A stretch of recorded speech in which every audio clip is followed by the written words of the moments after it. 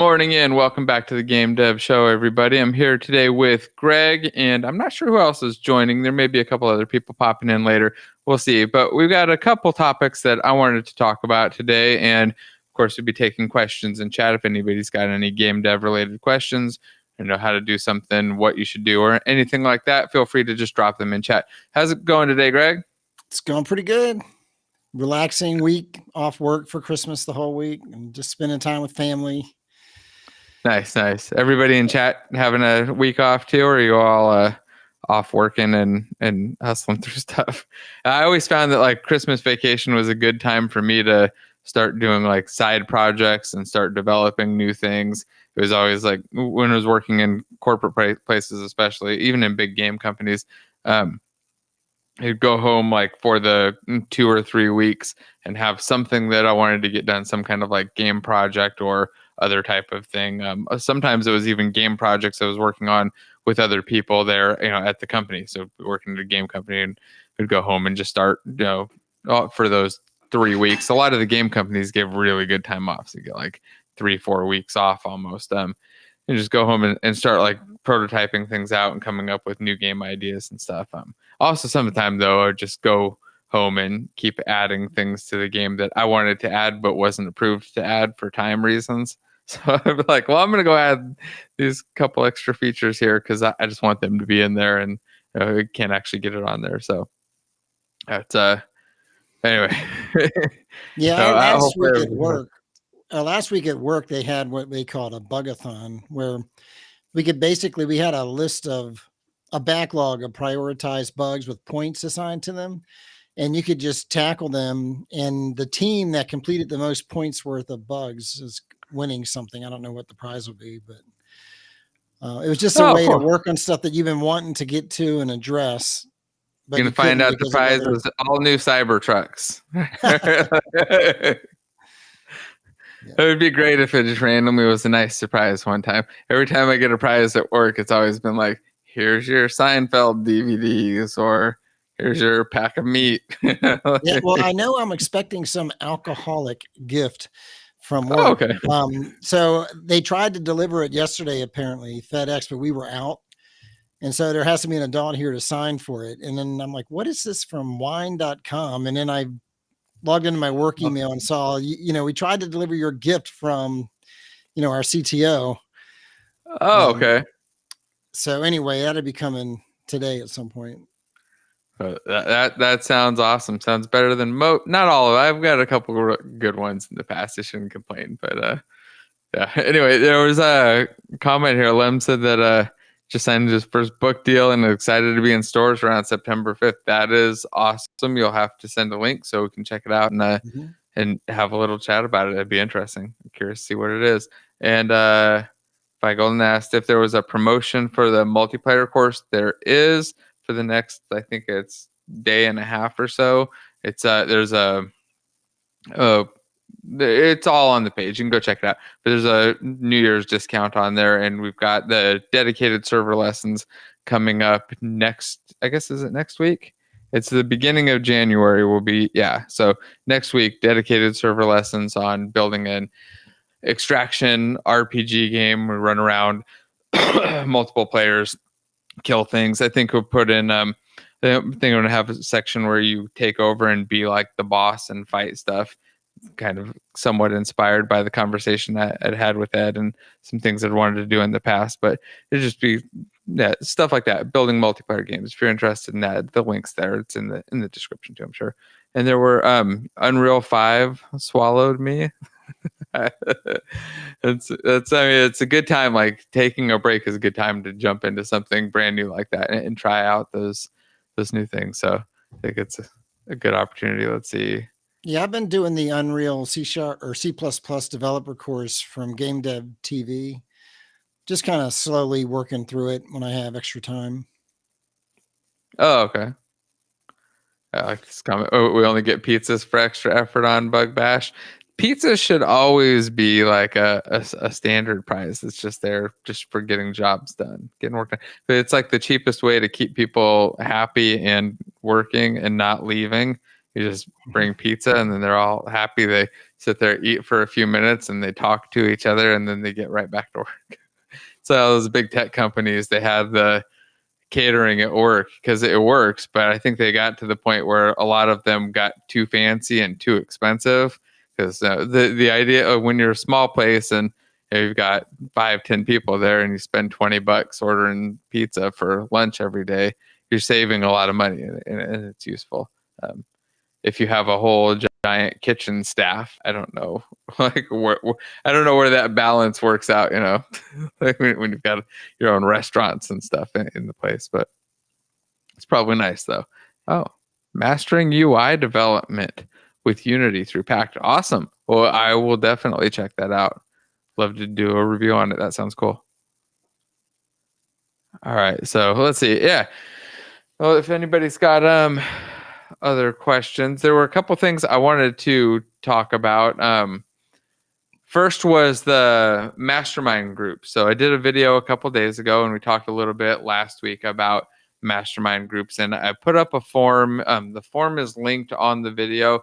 I will dig that up and try to put it on here too. But if you go back a couple videos, you'll find the Mastermind one. It's right there at the top. If you were looking for a Mastermind group, which a lot of people are, it seems, I would recommend that you go fill out that form and go look at the sheet and start reaching out to people on there. I'm going to try to put together something so that people can do like a more formal event, but I wouldn't wait around for that because I don't know when and exactly how that's going to work out. You can just start reaching out to people that are available and groups because groups have put up their info there, what they're looking for, what time they meet at and stuff. And I think it's great. And it was interesting. I don't know if I think you were in that call. One of the recent student calls that we had, a lot of the people who are building projects that have seemed like successfully knocking stuff out, they all seem to be in mastermind groups. Mm-hmm. Like all of them seem to have a group. And I've seen that with a lot of the successful people that I know doing all kinds of things, but especially with games, that they have some sort of group that they're meeting with. So I think it's super important. But you're still in a really active mastermind group, right, Greg? Yeah, our group has been meeting ever since your first game dev conference on Gather. We met up there, and we've been meeting every week since then. And we did talk about whether or not we could open up to new members. And the consensus now is we're not really ready to take on any new members. Right. They're open to maybe having a guest come on board once or every once in a while, just if they have something cool to share or talk about. But yeah, I get great. That works feedback. really well, by the way, to find new members too, because then eventually you find somebody who's a guest that's like, oh yeah, you should come every week. But yeah, I love seeing the progress that they're all making on their games and the feedback that they give me on my stuff. And I got some pretty tough love feedback this week on Highland Panic about some things that could probably make it more marketable. So yeah, it's really good to get that feedback on a regular basis and people kind of holding your feet to the fire and just sharing new tips and tricks and stuff that they picked up. Yeah, I feel like you get really good, honest feedback there because you build that rapport and that kind of safety, and each other's stuff really well. It was the feedback that you got today something that you can comfortably share? Yeah, so the physical card game that it's based on, one of the appeals to it is the social aspect, sitting around a table with somebody. And so playing behind a computer, you don't really get that. And one of the things about the game that makes it competitive is that you get ready to play on a pile and somebody beats you to it. And it's like, oh man. And so one of the suggestions was have some kind of interactive pop-ups that pop up when somebody beats you to a pile, like a split second, and maybe some mocking, I beat you to it, or just something like that. One guy didn't like the fact that you could just double click on a card to play it to a destination pile. They liked it better before I did that, where it was just drag and drop, which is harder, but it makes it more. He thought it was kind of like the computer's playing for you if you just can sit there and spam double click cards. I wonder, sorry to interrupt, but if you do the drag and drop and you showed the other person's current cursor position what they were doing, that might kind of bring some of that back in too. Right. I do animate the card plays from the source pile to the destination pile. So you can see what's being played from where to where, but there's nothing in the intermediate while they're thinking of playing at a particular spot. Yeah, that makes sense. No, it's the kind of feedback that you're not going to get from somebody who's just played the game like once too, where they just kind of run through, or they you show it off and stuff. Like you got to get that constant feedback. And I want to go on to one of those comments, but first, Yorai mentioned Unity's object preview.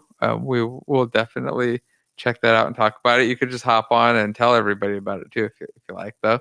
I also messaged Salim. I haven't heard back yet, though. And then Richard said, speaking of game dev group, can you recommend a good resource for making contacts in collaborative game development? If not, it gives me an idea for a website project. I don't know of like a good site for this. And we were talking a little bit about this, and I think it was another one of the student calls earlier this week about a website for mastermind matchmaking, especially for game dev. Like, I feel like it's easy to find business ones. But a lot of the time, if you just search for that online, what you're going to find is people selling mastermind group service thingies that are probably not what you're looking for. What we want to find is something that's more of a community. And I don't know, outside of like Discord channels and stuff, of a good place for that. I know Unity had tried to do stuff with their system, but I don't think it was ever super successful because I'm not really sure why. Maybe it was successful and I just didn't use it. I don't know. But do you know of anything, Greg, or anybody in chat know of anything? No. Well, there's a local group that one of my mastermind. So one of the guys in my group is a few hours away in Charlotte. I'm in the Raleigh area. So there's something called the Triangle Game Developers Group or something. Anyway, it's a local meetup group that he actually went to an event for. And so I've actually joined their Discord, and they have a lot of what they call like coworker events where they all get together at some office building and they just work on whatever and socialize and stuff. And so I would maybe look at meetup.com to see if there's any local game development groups in your area. There's some online ones on meetup.com too that you can get into, and it might be a good place to find other people to form smaller groups too. One of the groups that Dave goes to, if Dave's watching, maybe he'll jump in and talk about it. But he attends a couple groups somewhat regularly. One of them is a bigger group that I think is student led, and he goes in there and he'll share like what he's doing and kind of help them, a lot of the students. But he also, it's a bunch of other people there, contacts and stuff that he's talking to that aren't all, it's not all just students, but I think it was a student led one. But there are these meetups where they meet like every other week. Some of them they meet every month, and they go in and talk about, share their progress on stuff. And usually they'll have, depending on the meetup, they'll have some like person scheduled to talk and present a little bit about stuff, and then the rest of it's kind of open. Also, the like Unity meetups, if they're, I know there aren't a lot of them going on right now, but I have seen them kind of starting to re-kick off. I would check those out, online ones and in-person ones, and get into those, and then you'll find some people. Yeah, it looks like Western North Carolina has an active group. I know that like the LA area has quite a few, obviously, and then and any of the bigger metro areas in the US, and probably some of the European ones too. But I don't really know all of the locations. It would be nice if they just had like hosted weekly Unity meetups, like for people online. That is something that would be really good, I think. Well, maybe I'm crazy. Does everybody else think that would be good? I think it'd be nice if there was just like, you could go to the Unity site, and maybe it's just a pro membership only thing. I don't know. You got a pro license, you can go to the site and you can join a group. I mean, it'd be nice if it was free, right? But in the selling it to Unity as a benefit, like if you could just go there and then sign up for like a mastermind group, or like maybe a meetup group that happened regularly where people could actually get together and talk. Because they do a lot of like the webinar stuff where they'll show stuff off and things, but there's no person-to-person interaction. It's like you can ask questions and stuff. It'd be nice if they just had a gather room, right, where they just had a meetup. Like every day there's a meetup and a person there, or every other day, there's a meetup and a person there, and everybody can go in, chat, see the presentation, and then leave, and then talk to each other afterwards, right? Something like that would be really nice, I think. I think it would do a lot for community building and be also pretty simple, because you can just get people in there showing off, talking about new stuff constantly. Can just be people in the community. My brain's just going wild on this stuff. I'm gonna try to convince them. I don't think it'll work, but I'll try to convince them. There might also be some groups on Nextdoor, nextdoor.com. Oh yeah. Yeah, I know I saw some like board game groups and stuff on there. Yeah, I wonder. I haven't checked there. I see that usually on Nextdoor, it's just people complaining about somebody's dog. Yeah. It's like the majority of it is somebody's dog did something, or somebody's kid is riding an electric bike somewhere that I don't want them to. That's what's funny? So I spent all day, 8 hours at the DMV yesterday. This morning, I saw somebody was complaining that their husband and son spent the whole day from 9 to 5 at the DMV so he could like get his learner's permit or something. And then they were told at 5 o'clock they were closing and to come back another day. Oh, wow. I don't know about there, but here you can do a lot of that stuff online. You can do everything up to the end point online. So I see even taking the tests. So this object preview that I mentioned, is this something you're super familiar with? I'm not. Well, let's pull it up. So let's do a quick screen share. I'm not sure what this is either. Okay. Is this showing good? Yep. Not really, but it's kind of there. It says base class to derive for when creating custom previews. You specify which type is the preview for by using the custom preview attribute from object preview. But you can see a small example that will display the name of the object being inspected. So you have this has preview GUI and it has a yes. Okay. And then what does this actually do though? What does it look like visually? Yorai, can you show us? Can you send us an image of what it looks like? I haven't actually seen it. Yes, how you can preview animation clips. Okay. So it pops up down there. So like the little window that pops up. So this gives you just a custom window for that. I'm guessing that's what it's doing. I'm curious what the use cases are. If anybody has other use cases, so overrides custom preview thing. I'm assuming that's what it is, but I'm not sure what. I don't have any good creative uses in my head for it. Can you think of anything, Greg, you'd use it for? Let's get rid of my screen share there. I wonder if it's something similar to what Odin would give you with a custom inspector or something. I don't know. Yeah, because it gives you that custom window down there. You put stuff in there, but I'm curious what you would actually do with it. Like what kind of custom stuff you would render in there. That's the thing I always struggle with editor tools. Outside of like large amounts of like data management and data manipulation tools, I always struggle to come up with like useful editor tooling that actually is something.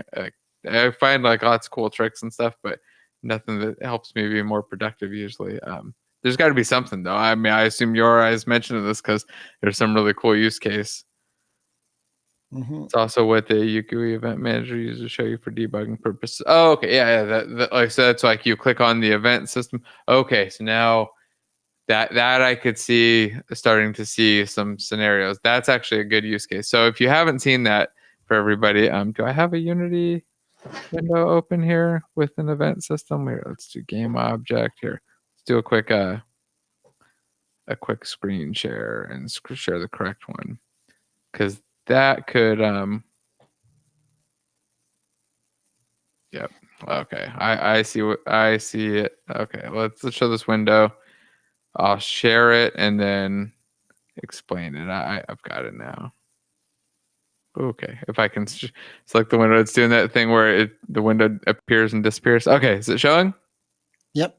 All right. So you go to, let's make a UI element. Make a whatever, an image, and we get the event system, and we press play here. And then the window is this thing down here, this little one in the corner. It kind of expands out and it shows whatever debug info. So normally that's the one that's showing the preview model, and here you could show debug stuff. And Yora is also saying you can do things like show the trajectory of a projectile that's going to launch, or like the model for a cannon that's going to fire out of a cannonball. I also think it would make sense you could show like other custom like debug data type stuff, kind of like the event system's doing, because you're just doing it right in there and not having to make like there's a lot of time what we'll do is like put a bunch of custom bools and stuff in a script and then flip them around in variables and stuff. And here you could just do a single thing that's got all of the debug stuff. It's free form. You just add in whatever you want, remove it. I like that a lot. Now I see a use case and I know what I'm going to make a video about later today. Cool. So thank you, Yorai. That makes a lot of sense. You also preview the whole scene with preview render utility. You can add UI controls. What? Okay, let's look at preview render utility. So preview render utility. Let's see, does it show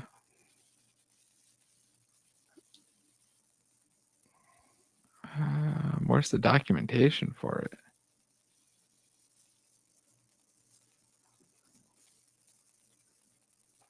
Is it? There's a couple GitHub projects.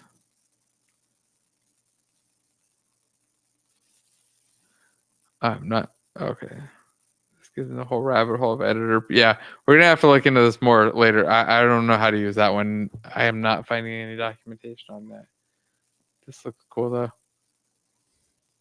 That is yeah, I think that's gonna be a cool one. I actually really like that for debug data and stuff, just being able to shove it all into there. What do you normally do when you're trying to debug stuff like that? If it other than like or just I guess tell me exactly.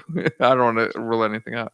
Well, I mean, the earliest first thing is probably just a console log, right? But then I might add just a public variable that I could just look at in the inspector, or attach the debugger and actually put a breakpoint in there and see what's going on. It just depends on what it is I'm trying to debug.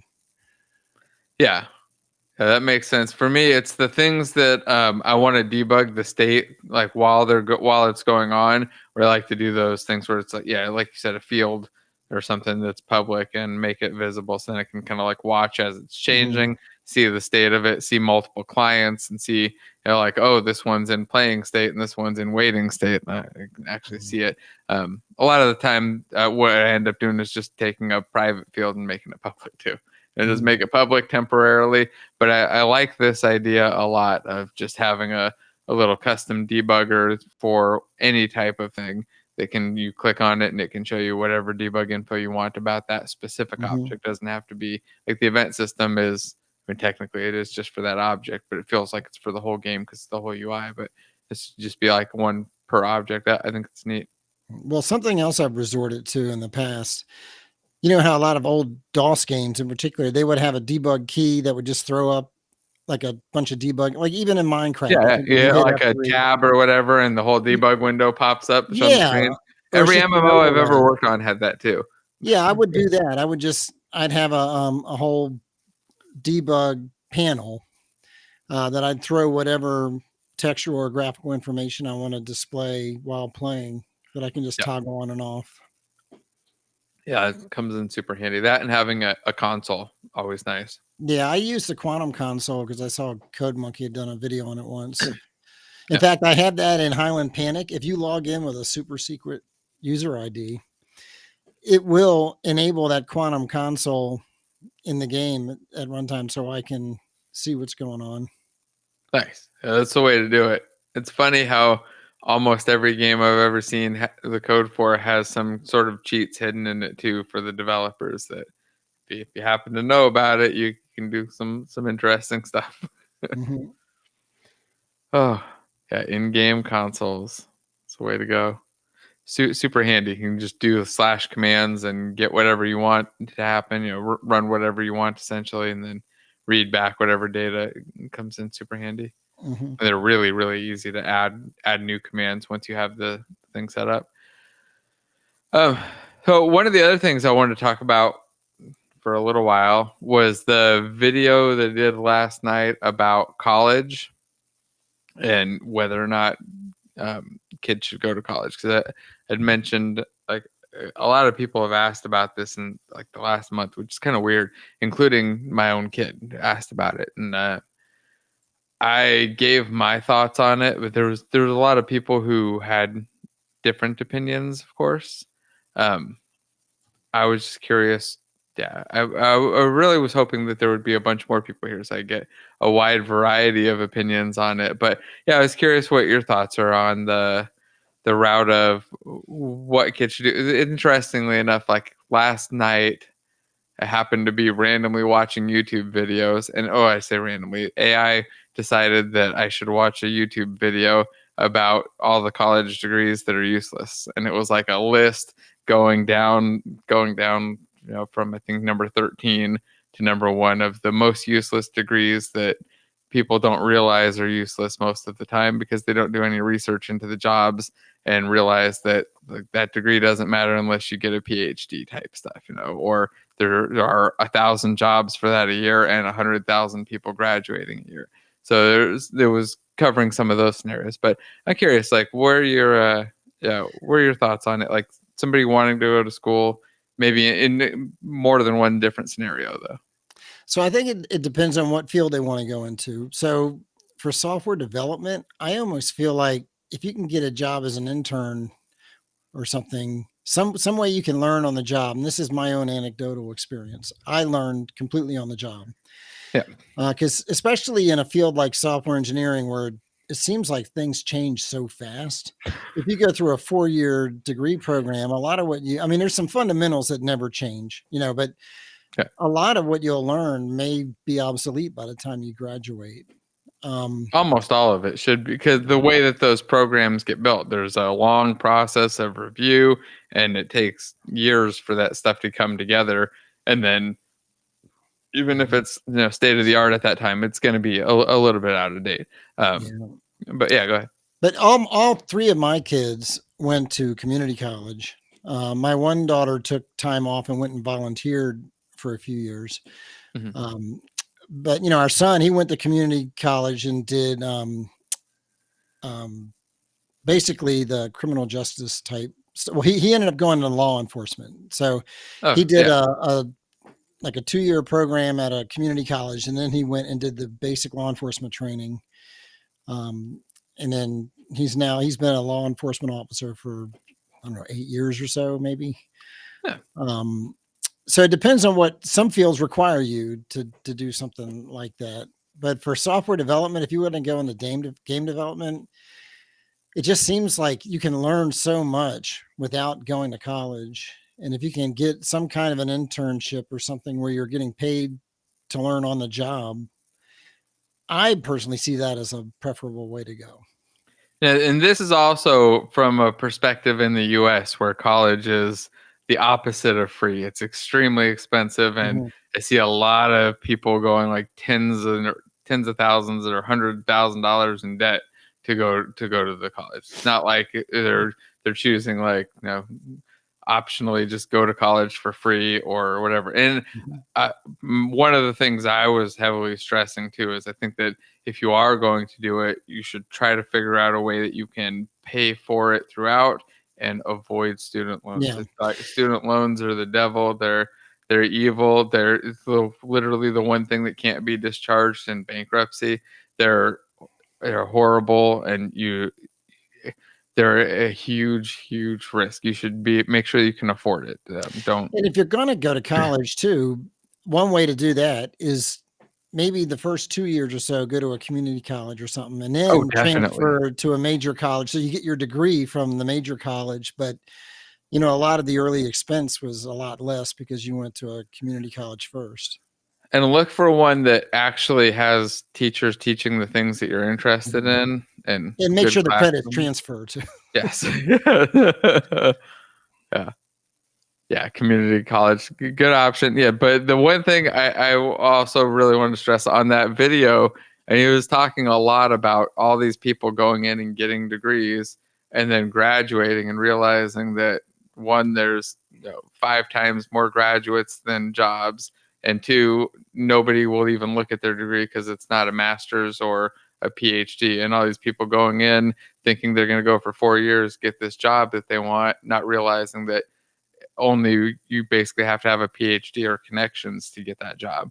And I feel like a lot of people just miss out on the whole figuring out what the job is that they want before figuring out school, and they use the school as a placeholder to think about it and just delay that decision and delay. You can always pick a job, and I think people don't realize that if you don't like the job, you can just quit and do something else. Like you can quit, go do a different job, and jump into something completely different. And it's a lot easier if you don't end up with $100,000 in student loan debt. Yeah, I mean the cost of going to school. You could start a business. You could buy a house. You could do all kinds of stuff. You got to make sure that it's a good investment. And yeah, that's my thing. Some community colleges and maybe even major universities have concurrent enrollment, where while you're still in high school, you can go take a class or 2 at the local college and start getting credits while you're still in high school. I did a bunch of that. Not because I was an amazing student, but because I skipped school for a week. And they're like, well, maybe you'd rather just go to the community college. And I was like, of course I would. And I had to go like 3 hours a day, and it was actually great. Like I learned a lot more there, and I had a lot of fun with it. But it was interesting. That was like the beginning of the project back in the 1900s when they started that stuff. Yeah, my wife did concurrent enrollment back in the 80s. I think she took some French classes and stuff at University of Maryland. Oh, okay. Mine, they switched me like all the way over, and it just was doing all my classes there. It was interesting. Cool. It's fun. It was for like senior year. It was absolutely not for a good reason, but it worked out great. There was something else I was going to mention here. Oh, yeah. The other thing, sorry to rant about student loan stuff, but like my daughter just finished this course for nail stuff. She wants to open up a nail salon, and she's like an amazingly good artist. She always has been ever since she was a little kid.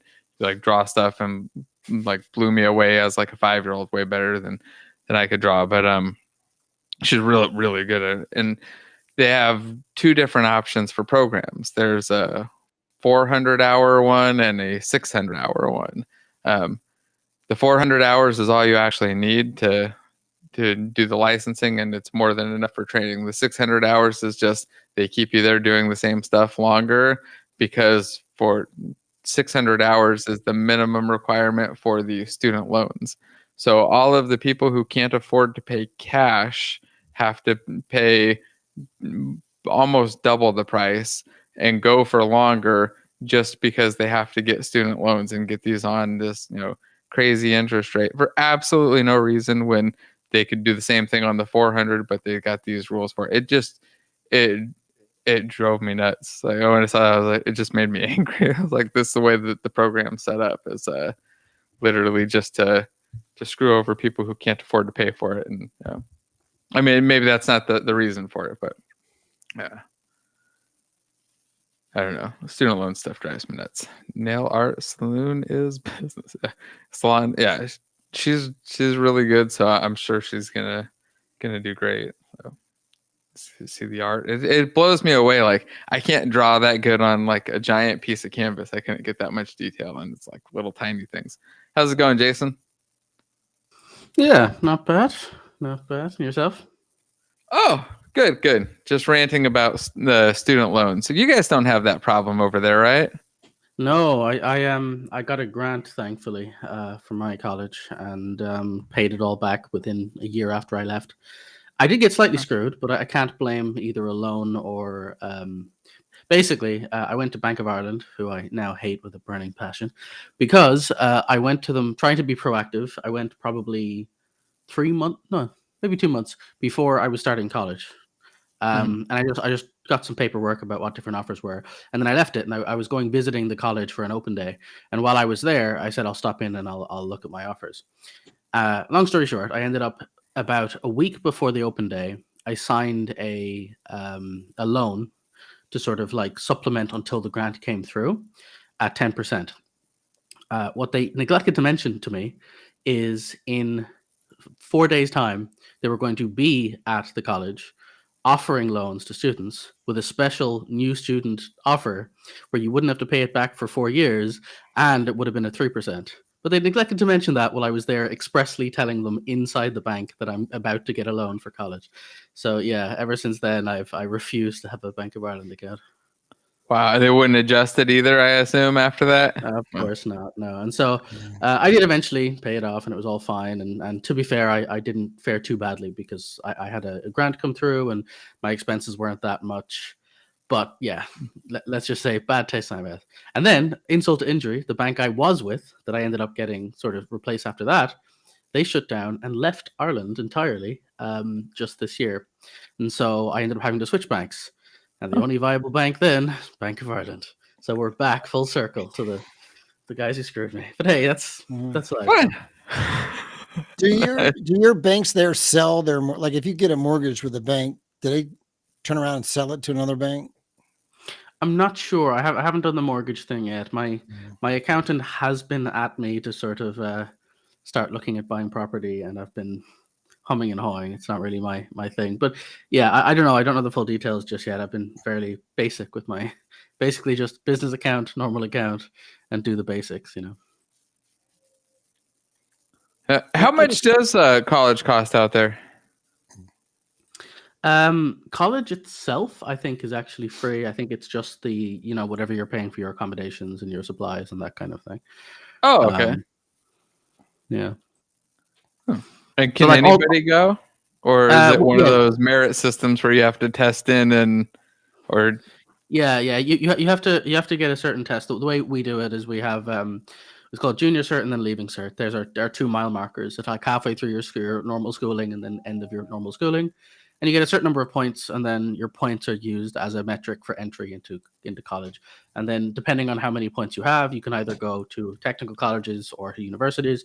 And then there's a few other little bits regarding courses. Courses have a point entrance, and then you have to have enough points to go into the course, and then there's a certain number of slots, and you get picked for it. But the fun part for me is the 2 topics I was interested in, psychology and programming, have super low points. So at the time, you needed about 180 points to get in, and somebody half paying attention would get 300, like 200-ish. So it would be very easy to kind of for most people to get through. In our case, though, once you got in, I think I mentioned before, my course over the span of the 4 years had a 94-ish% dropout rate. So the actual, everyone can get in, but everyone thought they, I don't know, computing with games, they expected to be playing games the whole time. And so they didn't really pan out, That's hilarious. But there's always a huge drop-off rate, though. That is really high. Well, Ireland is very much, it was more of a tradesman country in general. That's not to say there wasn't tech, because in fact, Ireland used to be the largest exporter of software in the world quite a while ago. But it kind of pivoted over, and it became a lot more about trade schools. And so there's always routes in. What a lot of people do is, even if they failed out or left school, they can go to trade schools, different vocations, and then earn credits that would then give them credits to go into college or a technical college. And they could kind of bypass the system that way. So it was always there's always something. But yeah, technical stuff I found in general was very, I would say over the span of 4 years, I met like 3 really talented people, and then about 4 or 5 people I'd be like, "Oh, you'll do fine. You'll kind of be okay over the course. You won't be particularly excited, but you'll be fine." And everyone else just felt like a stopgap. They were doing multimedia because they wanted to do TV work, or they were doing, computing and stuff because they thought it was useful to have, but their real interest was in, sports science or something. So there was a lot of IT just felt like the filler thing you would take because everyone said IT was the right thing to do. So I think I met very few sort of passionate, interested in tech people over the course. Interesting. That's a weird. I wouldn't have expected that to be like a default for people to go into, but I guess if well, like I said, low points, very easy to enter. A lot of people felt like they could hand wave their way in at the start and then figure it out later. And yeah, some of the other stuff had higher costs. Yeah, that's interesting. Like it's kind of forcing people into something that's probably not a great option for them, right? Yeah. So speaking of that, we were talking earlier. I don't know if you saw about college as an option, because I did that video a couple days ago about people asking if they should go to school and what I thought. Especially like my 15-year-old was asking. So I was thinking, I was curious, did you have thoughts on like what people should do? Somebody like it may be in a couple different scenarios. Some 17-year-old or 15-year-old. Let's start with a 15-year-old. My kid is literally 15. Asked me this question. He wants to do software development specifically. Maybe games, maybe not. I still struggle. I don't understand. I always thought it would be easier to convince him to just do game programming, but no, web stuff is somehow interesting.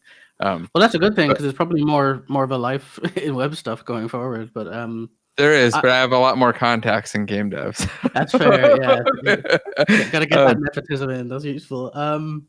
So I will say my answer is going to be, again, clinically boring. There's, statistically speaking, people with a college degree will, I think, earn something like 70% more over their lifetime. That's just consistent relative across the board. But that's statistically all people with a degree and all people not with a degree. And all people not with a degree includes a lot of people that don't make any money. True, but I guess that comes down to you can infer, like, what information does that tell you? Does it tell you that abracadabra having a degree makes you money? No, but there is some correlation there. And I would argue that, now, my one caveat is America's, to put it politely, slightly fucked. If you're having to pay a lifetime of debt to go to college, your calculus is different than a lot of the rest of the world. But if you're most other places where you're not putting yourself in infinite debt, it's a pretty no-brainer. It's a few years of your life, and even if you don't get much out of the course, like, I can honestly say the programming I learned in college was some of the least valuable programming I've learned in my entire career, but that's not the point. What it did teach me was it gave me a safe place to learn in terms of like having actual people I could ask questions to, and people I could talk with and learn with. And it was also just honestly, it's a very easy landing to learn how to be self-sufficient, because it gives you time to figure out, because there's a lot of other stuff people don't tell you about, which is just things like dealing with dumb stuff like your own laundry, your own finances, your own whatever.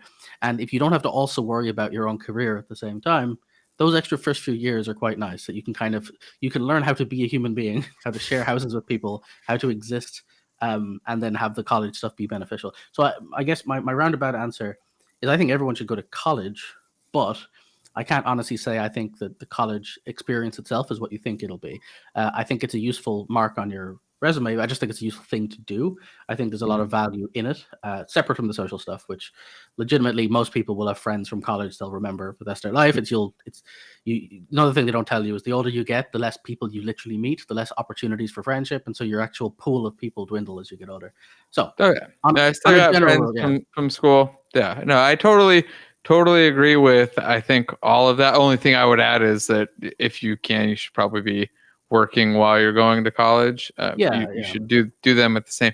The thing that I disapprove of and really don't like people doing is borrowing tens of thousands, $50,000 a year to rent an apartment and live at a place by there and pay for all of their meals and all this stuff on a big giant loan, with hopes that at the end it's going to pay off, because I've seen it not pay off for a lot of people, and the cost is just exponentially growing and growing.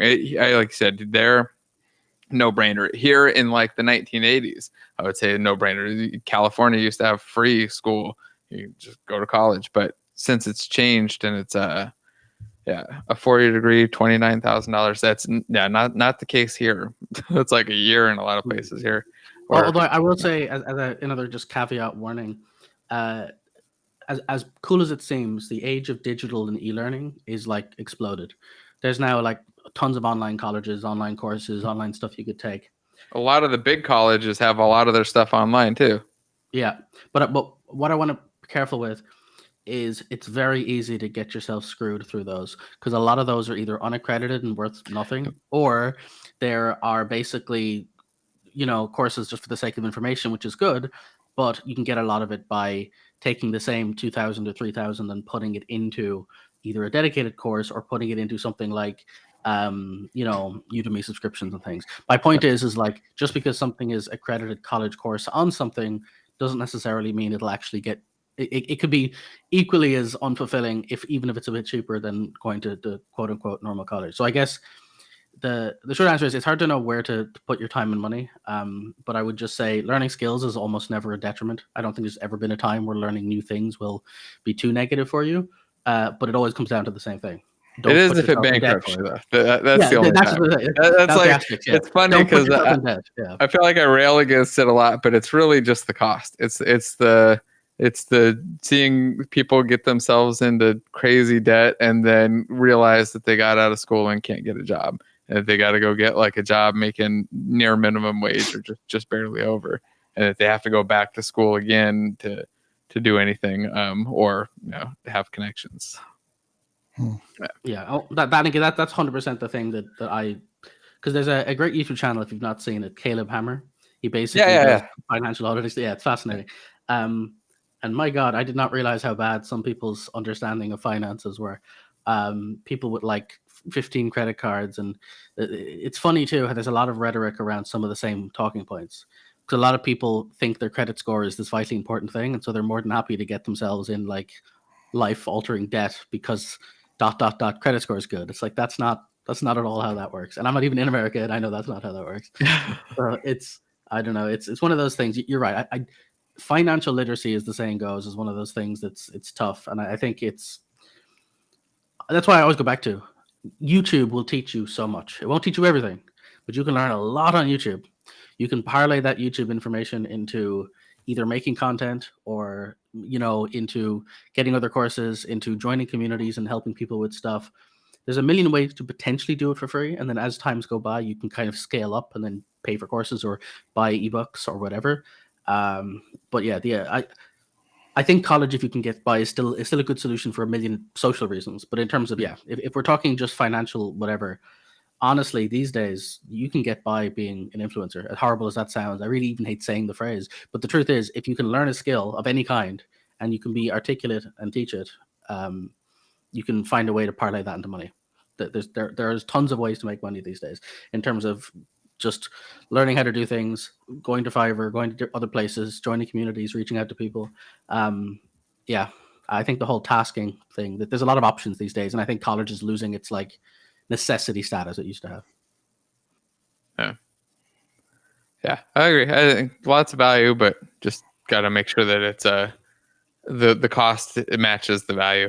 You're doing right. And I also say that when you do decide where you want to go, make sure you do research and don't just pick randomly. Look into the options and spend some time, because you're going to spend a lot more time going to that school, attending those classes than you will researching it. And if you spend 20 minutes looking at it and just pick one because it's closest or has one little thing about it, do a little bit, put effort into it. And even the housing thing too, like you were saying. In my first year of college, I stayed in student dormitories. It was like a giant office. It was like a multi-story building, which is sort of a student accommodation. And it's one of those all expenses. You pay your effectively 6-month amount, and then they do electricity. You do your own food and stuff, but they do all utilities, all rent, all whatever. And honestly, that kind of sucked. It was infinitely better the following year, so much so we basically just rented a small apartment, or a small house in Ireland. It was basically I rented a room, 3 other people rented a room, and we paid for the whole house. It worked out cheaper. We had to deal with our own internet, we had to deal with our own bins and that kind of thing. But it was half the price. It was a much bigger, more sociable, fun place, and we could have parties of our own without feeling like we have effectively school teachers monitoring us in a dormitory. So I highly recommend, if you are going to go somewhere, if you can, again, big American colleges with on-campus stuff is kind of more like that from what I hear, but I've not done that. But if you're in a scenario, my point is, if you're looking to get accommodation, rent a house somewhere. And there's tons of houses near colleges will rent houses, and it'll be a better experience for you in general. And it'll be more fun too, because you'll often have other students nearby in other places, and it's a lot more personable and a lot more sort of, fun. Yeah, no, I tend to agree. Although the housing market's all messed up now too. Like, the whole thing's a mess. There's this ref house that's looking for a job and has a BS in computer science. The minimum is 2 to 3 years of professional experience. So if you can't have the BS, you're going to be discarded by the filter. So in my experience, a degree is all 9 out of 10 times replaceable by equivalent amount of experience. If they want a bachelor's degree, usually 4 years of experience, they're like, oh yeah, that's fine too. They don't care at all. But I'm curious. I mean, I'm sure it varies everywhere. Has that been you guys' experience too? That like most places are looking for a degree or equivalent work experience, and usually they want work experience and a degree ideally, but work experience is the more important thing. Usually, it's like you said, it's a degree or equivalent experience. I know there used to be companies like IBM used to, if you didn't have a degree, it didn't matter how much experience you had, they just would throw you out. Yeah. Or nowadays, some places would just not give you promotions to specific levels, and you'd be stuck at some pay grade until you took their money and went to college some more. Yeah, I don't think that's so much the case now. I think my understanding, as it's always been, because again, I always tried to put myself in the shoes of a hirer, and then when I became one, it was much easier. The truth is, the reason why they say that is because if I put a job listing, literally anybody can walk off the street and apply, even if they've never done the job at all.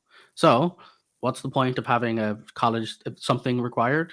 It's a gatekeeper. It's basically saying, don't even walk through the door unless you understand the technologies we're using. We are not, that's kind of the baseline of what we're doing.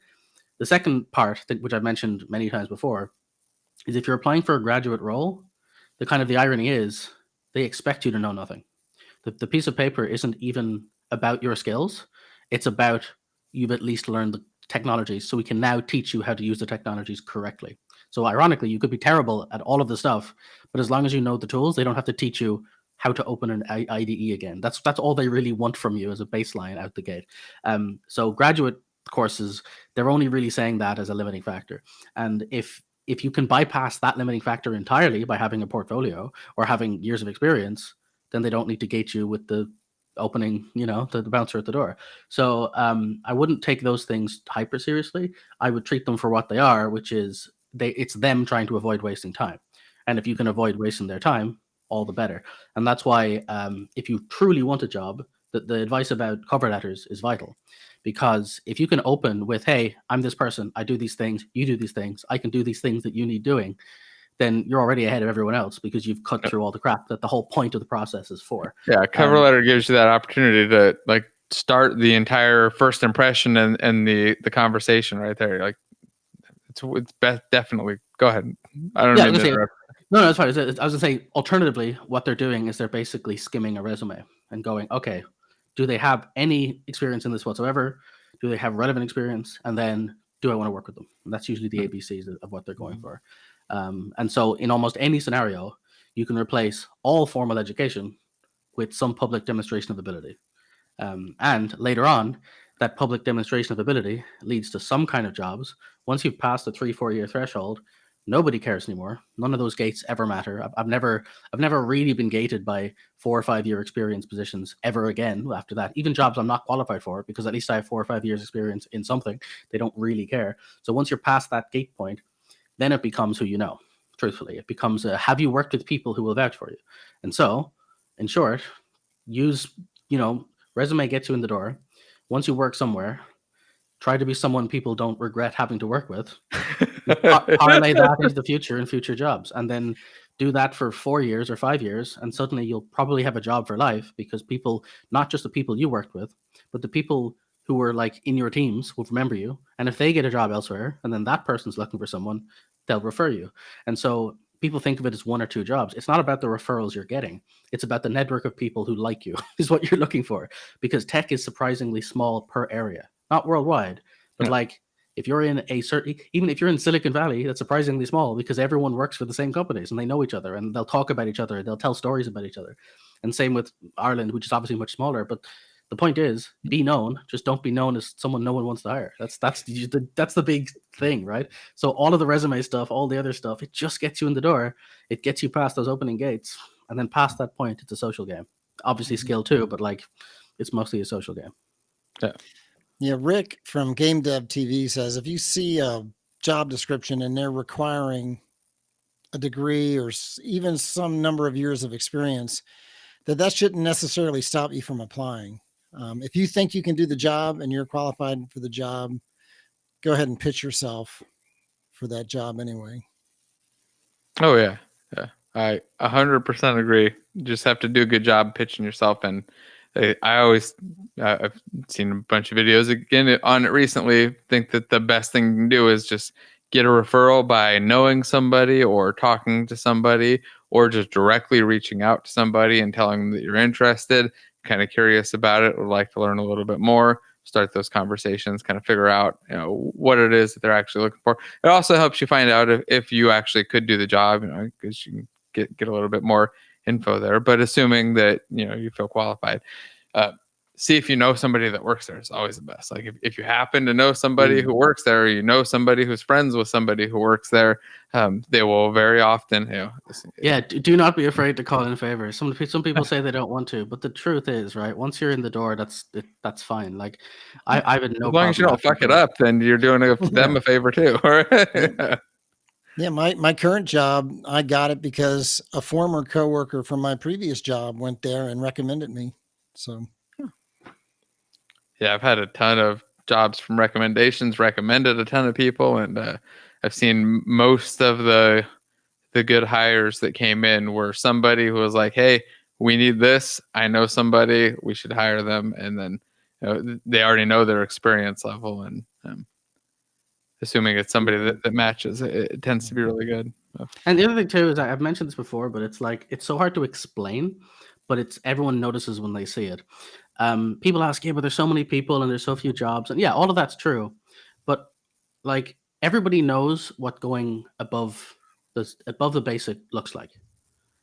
Everyone already knows this, right? Everyone, like, if you've met somebody, you're like, whoa, that person stood out. Why? Because they just did 10% more than they needed to, and everybody knows what that feels like, even if they can't really articulate it. And so that's actually really easy to do. Ask yourself what the basic looks like. Ask yourself what 10% more looks like. In my case, if I really wanted a job, I would Google the job, find out what they do. I would Google the person, find out their LinkedIn and various stuff. I'll just write a few notes down, nothing too stalkerish. I would just get a sense of who I'm talking to. I would then go and meet them. I would, if I'm writing a resume, I would highlight, I notice you're doing this. Because of that, even if I just wrote, I notice your company uses this tech. So I looked into that tech and I noticed it does this and this. I noticed there's 2 branches of the software. Are you using A or B? I looked into both. Looks like B is easier, but I'll happily learn whichever one. It reminds me of other thing I've learned in past. If I just had that paragraph to open a resume, I'd be like, oh, damn, this person they're going to go get it. They're going to look for what we're doing. They've already started the research. Even if your entire resume sucks, you're memorable before they've even gotten to your resume, right? And that's, again, just 10% more. So, like, a lot of people can do this. You just be somebody that someone looks at and goes, oh, well, that person stood out. That's the same thing for all of this stuff. And most of life you can do that. Just little things where you kind of go, what does baseline looks like? What does 10% more look like? You can do sure it's not more. better to just send out 100 copies of your resume instead. That's 100 times more instead of 10. That's one of the things too. Going back to the Caleb Hammer thing, the amount of times you see someone say, "Are you looking for a job?" "Oh, I've looked for hundreds of jobs. I've sent out lots of resumes." Did you just like bulk email a bunch of people? Because then you might as well have sent out 10. Or just went on LinkedIn and put your resume on there and checked a bunch of jobs. That's not really Indeed doing anything for you. Yeah. Yeah. My very first programming job, my first real programming job, a buddy of mine was working at a place where they were getting ready to start a new project in C, and he was experienced in Pascal and didn't really know C. And he was telling his boss that he thought he would need some help. And he said, "Well, do you know anybody that knows C?" And he said, "Well, as a matter of fact," and I was in between jobs. I'd been laid off from a tech support job and was looking. And there's no way if I had just sent a resume or applied there that I would have been hired. Yeah. But the fact that my friend, vouched for me and said, "Well, this guy knows C and he can definitely get us up to speed quick." And he brought me in, and that really set me on my career path. Yeah, it's crazy. That's like how I've seen it happen a lot of times. It's just knowing the right person and the right time. That's crazy. Well, that's why like a lot of my advice comes from the situation that for me, I've very similarly, I've talked myself into most of my jobs. Like I wasn't looking for them per se. I was just talking to somebody about their project. And I was like, "Oh, I'm excited about that. Here's some fun stuff." And they're like, "Oh, you seem to know a good bit about this." I'm like, "Yeah, I'm interested. I like learning about it." And then they tend to offer you jobs because you're demonstrating what they're looking for. So I find just being attentive, listen to what they're saying, offer suggestions, being aware of it. I don't know. Again, I know it sounds like I'm making it sound easy, but I've noticed that for me at least, just having conversations with people and engaging with the content normally just works out. Usually it sort of solves itself. You don't have to play too much metagaming. I wanted to share this real quick on the link I got up here, Amir's LinkedIn. If anybody is looking for game dev jobs specifically, it's got like this amazing LinkedIn channel with tons and tons of game job resources and like constantly helping everybody who gets laid off get jobs. And it's the best thing I've found so far for game dev jobs if you're looking for that kind of stuff. So I'm going to share it before I forgot about it. I dropped the link down there in the chat as well. All right, now you can continue on with the personal attacks, Jason. Yeah, well, that's the thing too. Most of the time I'll say, even when talking about programming, I'll say, "I used to make this mistake myself," or "I had that problem." This one, I can't honestly say that. I used to have terrible resumes like everybody else, but I was always good at interviews. So I understand it's not easy for everybody. And this is one of those few things where I'm like, I can't give great advice because that one part always came relatively naturally to me. But the rest of it, yeah. Like I can give you very technical tips about why your resume sucks, but specifically on interviews, all I can say is forget thinking about yourself, pay attention to the person, and just try to be the person they're looking for in the conversation and answer the questions they actually have and, be somebody that they'll remember positively. I can't really give a better articulation than that because it's conversational skills, which is not as technically easy to explain. Yeah, you got to practice. My best advice is do some interviews for jobs that you don't really care too much about first. It'll help you kind of ease and relax a little bit if you get nervous and overwhelmed. But I always hated the thing that always drove me nuts was the technical parts of the interviews. Doing the technical stuff like on a whiteboard drove me nuts because my brain will just start to freeze up. Like stuff that I know how to do, I'll just like not be able to do it and get mixed up. But the one bit I always recommend there too is if there's anything you messed up on those afterwards, just email them once you get home. Tell them that you got home, first thing you did, found the solution, figured it out, and sent it to them. And then go back to fixing that weakness and also again make you more memorable. You just had another point of contact and a valid reason to reach out to them. You didn't just reach out to them and say, "Hey, do you want to hire me?" You gave them some more info and did a little bit more work. But yeah. Oh, lots of stuff popping up here in the chat. I'm freezing. I mean, I can't just code in a vacuum, update my LinkedIn once a year, and keep all my GitHub reposts private. It's too easy to cover my chat. Yeah. I've never found GitHub reposts to be personally super appealing either. I don't know about you guys, but like when people share their public projects and stuff, I don't really care too much to dig through them too much, and it's never going to be, or it's never been anything where I was super excited about it, that it made any difference at all. I guess it's never made a difference in job hiring for me once. I'm curious about you guys. Have you ever looked at somebody's public projects and that was the reason that you hired them? I don't think we've ever hired someone based off a Git repo. I do admit, when I was starting out, I was very anxious about that. There was a lot of rhetoric around having all as many green squares as possible. That indicates you're a regular developer of some kind. And I debated doing all of the meme answers of having an automated bot that would commit regularly just so I'd have a nice green descriptor and stuff, which I guess indicates you a certain kind of person. that might be beneficial to certain kinds of jobs. But no, I don't think that's ever really practically been an indicator. As weird as it sounds, the stuff I found most useful is a lot of people that I've talked to have done some form of content creation. Not everyone does videos, but a lot of them have written a blog article or written even just a long form rant in a community post on Stack Overflow. And hearing not just their code, but like how they attack a problem and what frustrates them about certain technology stacks is much more valuable, because it gives you a much greater sense of how deep into that technology they got and what they care about. But no, it's never been based on a resume, on the Git commit history that people have linked to from the repositories. I don't think that's ever really come up. I mean, you'll scan it, but like my personal thing is GitHub is more like someone's hobby drawer. A lot of people just use it that like they'll go through habits of a month or two of being excited in something, and they'll post up some project that's like a time capsule of what they were interested in at the time. So sometimes it's useful to see how many different side projects they've had and what they liked.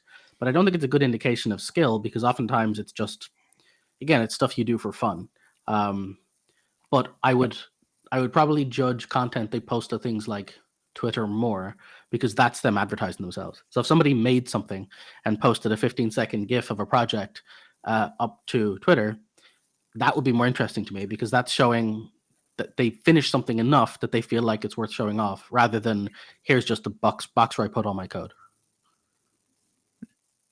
And what if they post that with a nice long rant about how everybody's evil and Unity is the worst, or I don't know, something else terrible that I probably shouldn't say. I can't even think of something terrible I can say. Political.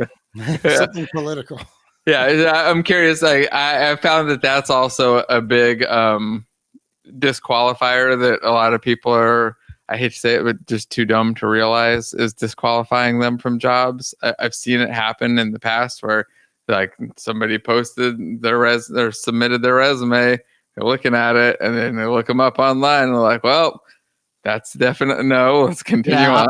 I'm not gonna lie, like broad strokes, I look at again, it's a bit of an archaic reference, but I look at Twitter as the Roman Forum, right? That literal idea of putting a box down, standing on top of it and shouting.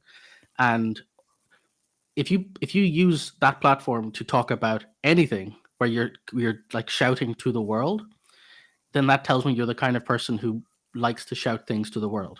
And if you do that, that already to me is a very much a clashing of contrast. Like, I don't care what it is you're broadcasting, but personally, if I see somebody who's like, everyone who X should Y, I don't care what it is you're talking about. It's like, well, that person, there's a good chance they'll cause some kind of intersocial conflict of something.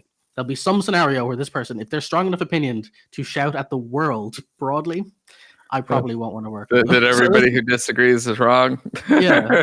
So I tend to like, I go the other way. If I see somebody use it exclusively a marketing platform, they're like, oh, okay, they're doing the boring thing. They're treating it as a way to broadcast their stuff. And it's like, okay, that's someone using the platform for what it's for. But if you're having multi-stage arguments on Twitter, I don't see any version of that healthy as a good or solution. Posting videos of yourself committing crimes.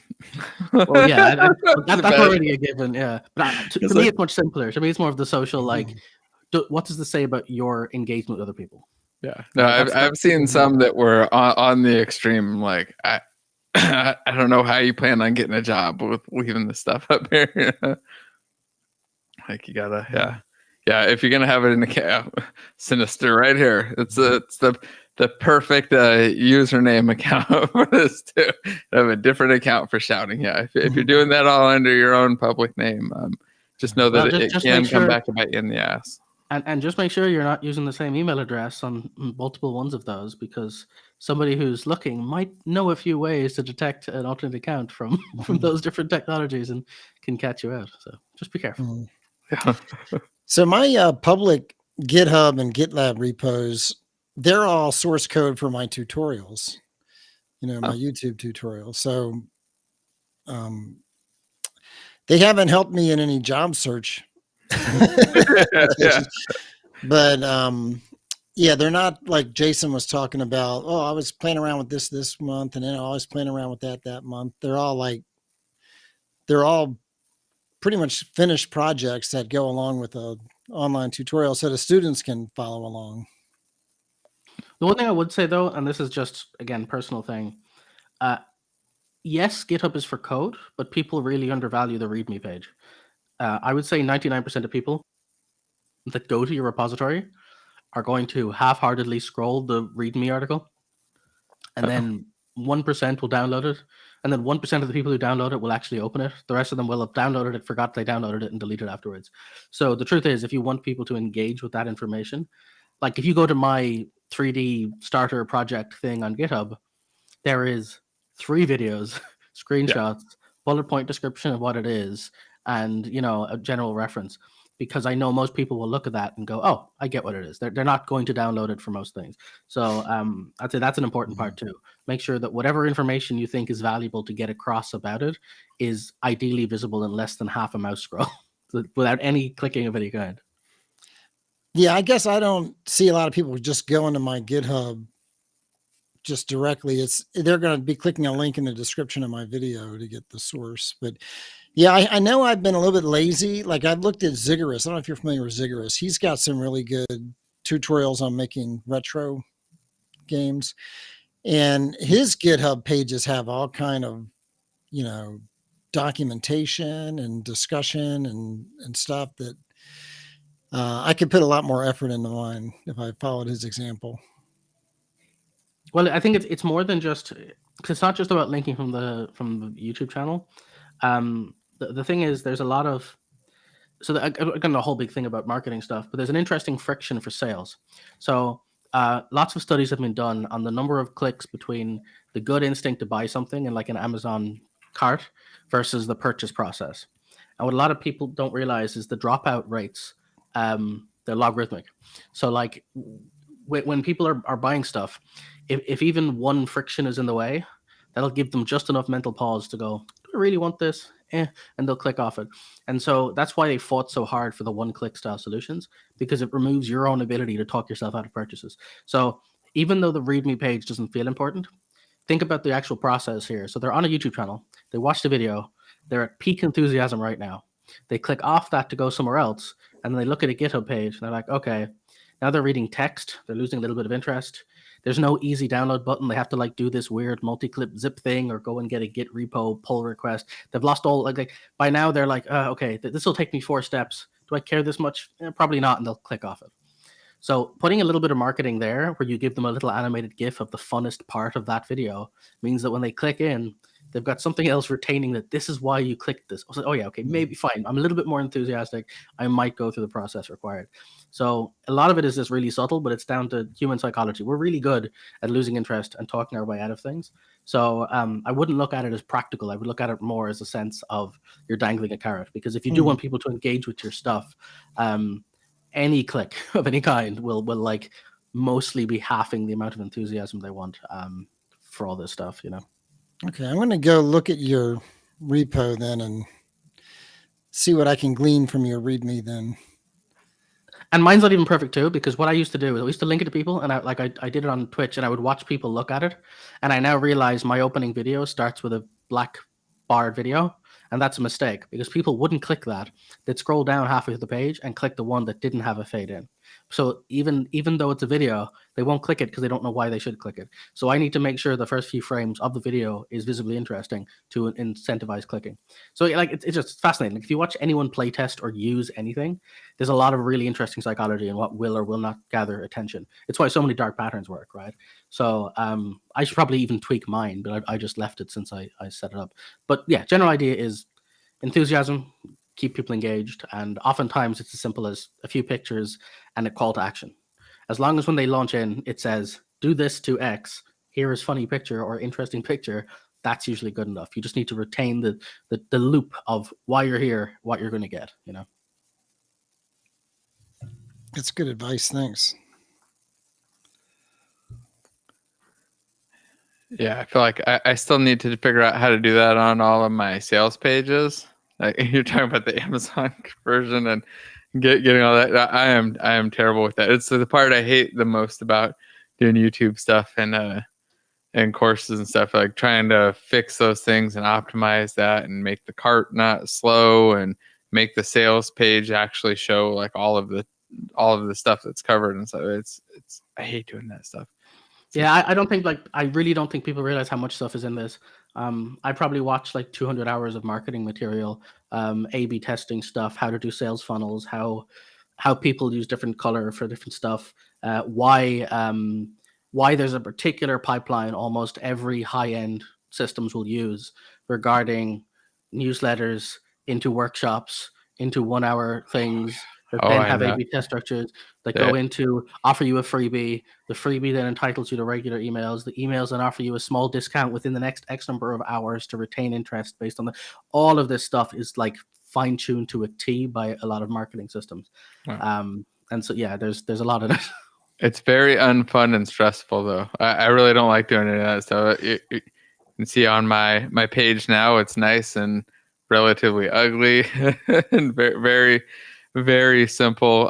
And like those webinars and stuff, I know that they're useful and they work well to get people to see stuff and kind of get stuff in front of people. But I don't know. I hate salesy stuff. It's like the one thing that I really like about games in general and software stuff is that for the most part you don't have to do salesy stuff, but with YouTube it's like or when you're marketing your own indie games, like you still have to be salesy on things, and it's kind of it's a pain in the ass. It's the part that I enjoyed the least. My favorite part personally is like just finding and solving systems problems, coming up with systems to make stuff work and make it work for designers so that they can do really cool stuff, and seeing stuff in players' hands. Making sales pages, boring. Optimizing those things, like boring. I know I should. I just really, really hate doing it all. Well, oddly enough, despite all my talking about it, I hate it too. The only parts I like is the psychology and the science behind it.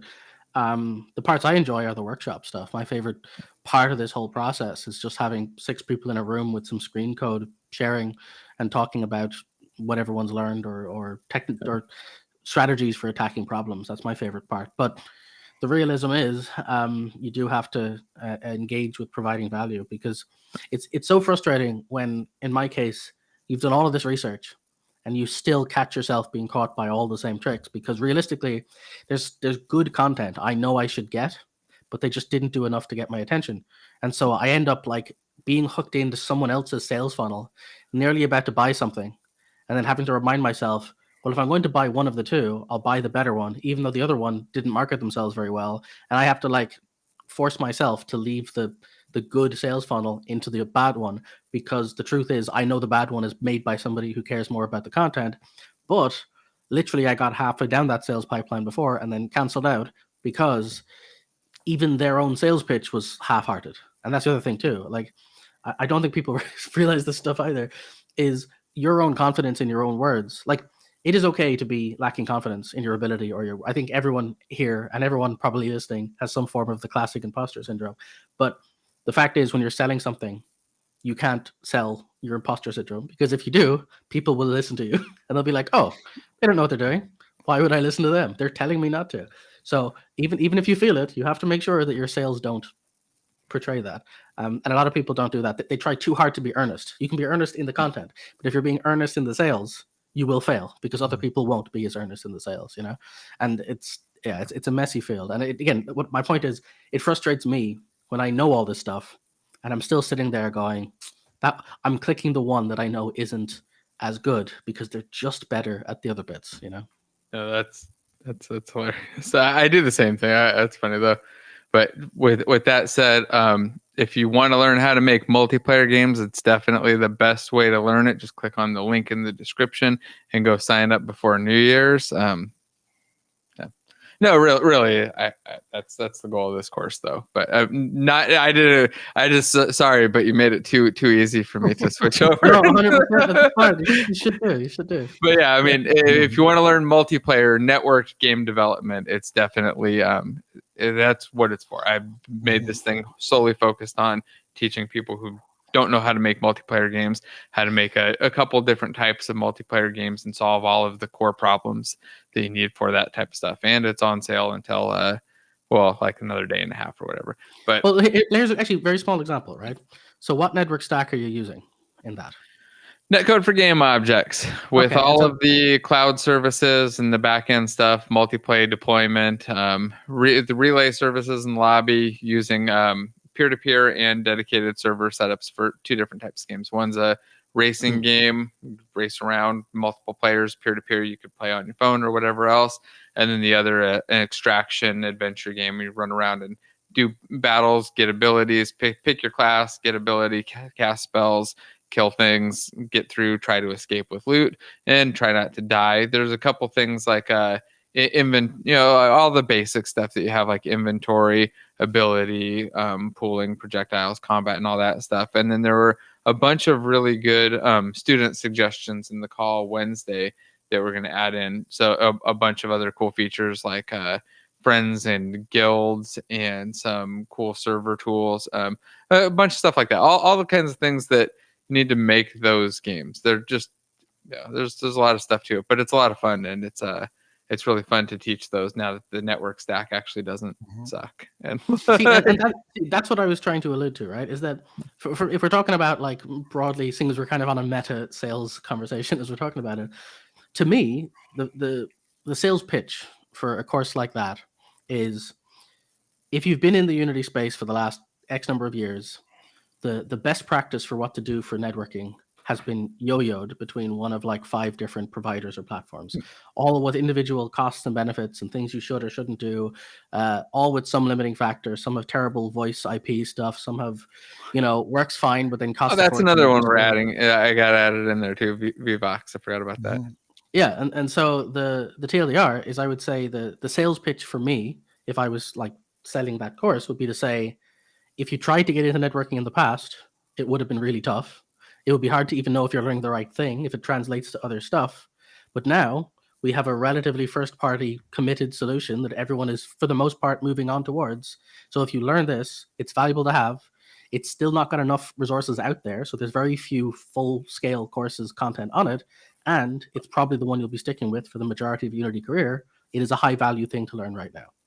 So all of that's to say, like, I think the sales pitch for that is to really highlight the fact that up till now, networking sucked. Now it's starting to coalesce into a solution. This is that solution, and everything you need to know about it to set you up on good foundations going forward. Yeah, that makes sense. You're better at this stuff than I am, for sure. I really like this stuff. It just drives me nuts. There was Dom asked if I'd considered Teachable. I'd looked at Teachable before, but their setup and pricing and control was terrible at the time. I haven't looked at it in years, so maybe it's changed. It might be a good option though. It might fix some of the issues that I have. So you're making more of a wizard than a flashy charismatic rogue. So for the game, the dungeon game is, I've got mage, warrior, rogue, and cleric as the classes, but it's really going to be anybody can make whatever classes they want. Just showing you how to do different classes. You can put in whatever art you want and make whatever abilities, and then you just create your own class. And it's kind of showing the basics though. I felt like those 4 give me all of the ones that have like unique-ish interesting things. Like a warrior can do some damage and taunt, right? Like affect AI, do something to AI and other players that affects the way they play. Mages obviously do magic shit. Healers heal, and ranger. No, it wasn't rogues. Sorry, it was rangers, not rogues, because they have a ranged attack. And rogues are relatively boring. I don't need to do dot product checks. No. Like, oh look, am I behind it? Okay, cool. I'm a rogue. How can I learn to code? I would start by going through a couple tutorials, do a couple YouTube tutorials or something else, whatever you prefer as your way to learn fastest, and do a couple projects first. Do like a couple a day, ideally, of really small ones. Start with small things that 20, 30-minute things that you can knock out, where it's going to where the video might be 20 or 30 minutes, but it's going to take you 3 or 4 hours probably to figure it out and go through it all and understand it. Do a couple of those, start to get through the process. And then what do you recommend after day one, Jason? So once they've learned how to code on the first day. Yeah, tough. I mean, you can probably start the MMO at that stage, right? That's the... Yeah, I think pick a game that you'd like, a simple game that you would like to try to make. So start out, like you said, with a tutorial following along with somebody, but then pick a simple game that you would like to try to remake on your own, and then look up stuff as you need to figure out how to do the things to make that game. And nowadays with ChatGPT or GitHub Copilot, you get some hand holding along the way too, to help you, learn how to do things. Yeah. What story? You told somebody not to make an MMO? I would say if you do want to make an MMO, make two at the same time. Yeah, if you do want to make an MMO, get one of those MMO packs and just play around with that and use that for a while, and then see if you decide to keep building on that and adding more to it. And then you get to a point where you're like, oh, this isn't good enough. I need to actually switch out and build my own things. For 9 out of 10 people, you're gonna have fun screwing around with it, building out this stuff in there for a little while, and probably get bored with it. And if you're not, you're the 1 out of 10 that are, you're going to learn a lot from seeing how that thing was put together and seeing that whole project and the pitfalls and the problems that you had with it. So it would be a much better learning experience. Don't try to start it from scratch on your first one. I'm ready to start another fight. Okay, here's another fun one if we're going to do this. We've complained about MMOs a lot, said it's not really a good starting point project. And normally I take the safer route and say it's not a smart starting project because it's very technical, a lot of stuff. And you often make the fairly correct assertion that there's a lot of kits that'll get you started solving a lot of the default stuff of networking and blah, blah, and all that stuff going forward. Now, I normally leave this part out because it's not really, to me, that should be a good enough. It should be so self-evident that you shouldn't start making an MMO that I usually don't need to push past this. No, you definitely shouldn't, right? But if you're going to and you can't stop you. Go. Well, but this is where the second part is. If you're still sold on it, here's my secondary reason why I don't think you should start by making an MMO. Because, truth be told, if you make an MMO, the mechanics are 99.9% of the time going to be boring, because a lot of MMOs don't live and die by your awesome mechanics. Most MMO mechanics are the same MMO mechanics that have been in every MMO since the dawn of time. And quite frankly, that's not enough to hold most people's attention. So an MMO requires a large audience base, and it's normally only as fun as the number of people playing, or the story and the content.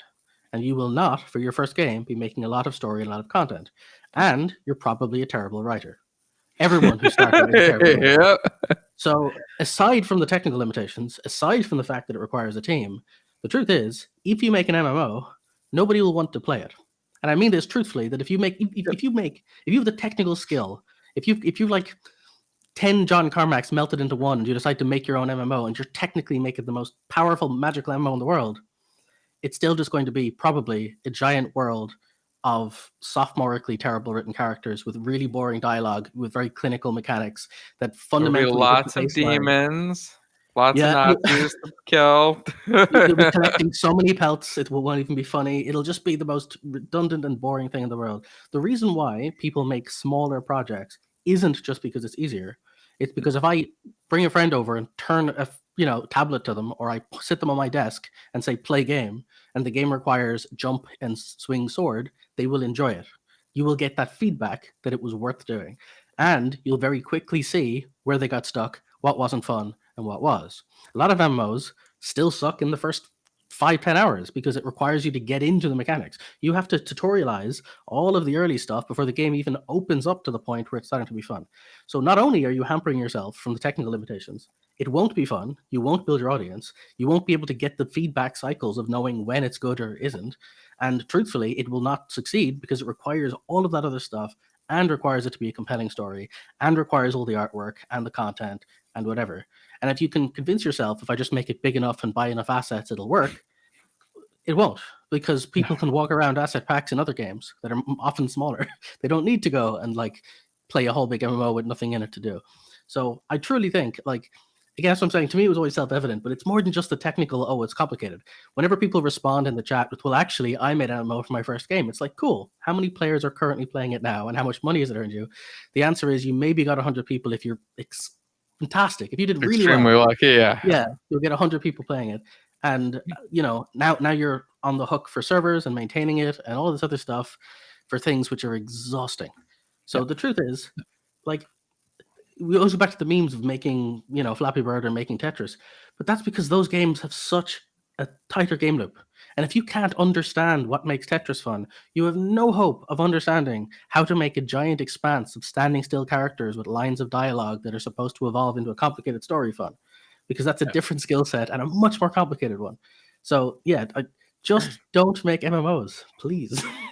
Yeah, no, I agree. I'm not in disagreement at all. My point was just that if they're gonna do it, I think that playing around with an MMO pack where you're just kind of putting in the content will probably alleviate that desire. Like, they'll do it for a little while.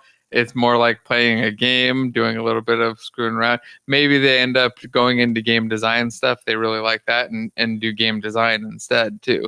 But yeah, I think the idea of starting to try to build your own MMO from scratch without like a dedicated, experienced team and a plan makes it's probably just a giant waste of time. Playing with an MMO pack like I have Atavism and the UMMO RPG ones, and I got them on the asset sales so I could play around with them, check them out. That's always fun. I feel like that's a fun, worthwhile thing. Spend a day or a week, playing around, making a level and setting up, your own zone and some combat and stuff, and seeing how that kind of works. Because you can also start to dissect and see how they put together systems and kind of learn a little bit from it. And it's like a fun experience, but I wouldn't do it as a project. Well, the thing is, there's other, for lack of a better word. Yeah. You see, atavism, this is what I'm saying. You use something like that and you see it's a complex framework and you can get in there, but at least you're not spending a year building your login systems and your character movement and all this other stuff. Like, you've got a little thing you can play around with and kind of get some ideas.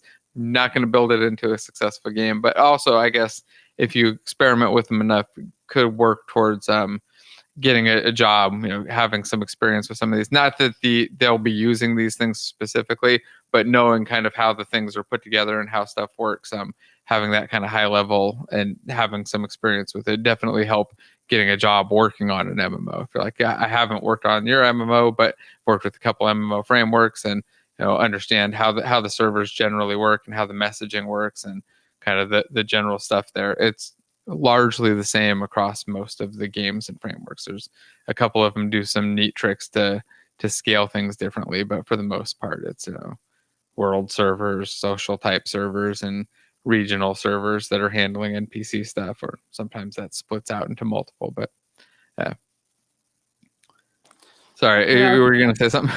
No, it's all right. I was just I just think there's, because a lot of people talk about it because they like the fun of the idea of the technical problems and challenges of it. It's like, well, there's no shortage of that in IT, right? Like, for example, making a Minecraft clone is boring and derivative these days, but you know what? It is a fun technical challenge, and it's even fun for you because as you make it yourself, swapping out the various different noise layers will generate new things that you can enjoy, and as you're doing it, even things like crafting allow for creative freedom for the player that is fun to build. Personally, I'm completely fed up of games that their fundamental mechanic is just building things in the game, because I actually like games to have content that game dev made rather than just saying, go make your own game, because then I would choose the engine myself.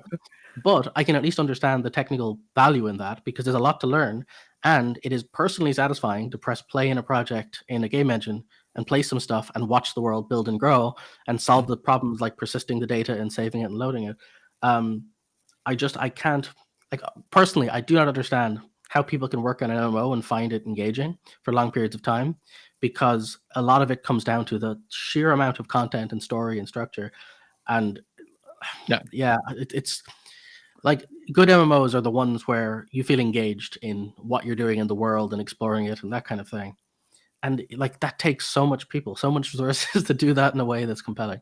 So I'd rather see people make like another building clone game, because you can still get all the technical stuff, but it's like, it's a much tighter project. You get to solve all the technical problems, and you can at least have fun with your friends with it in a much more believable way, you know?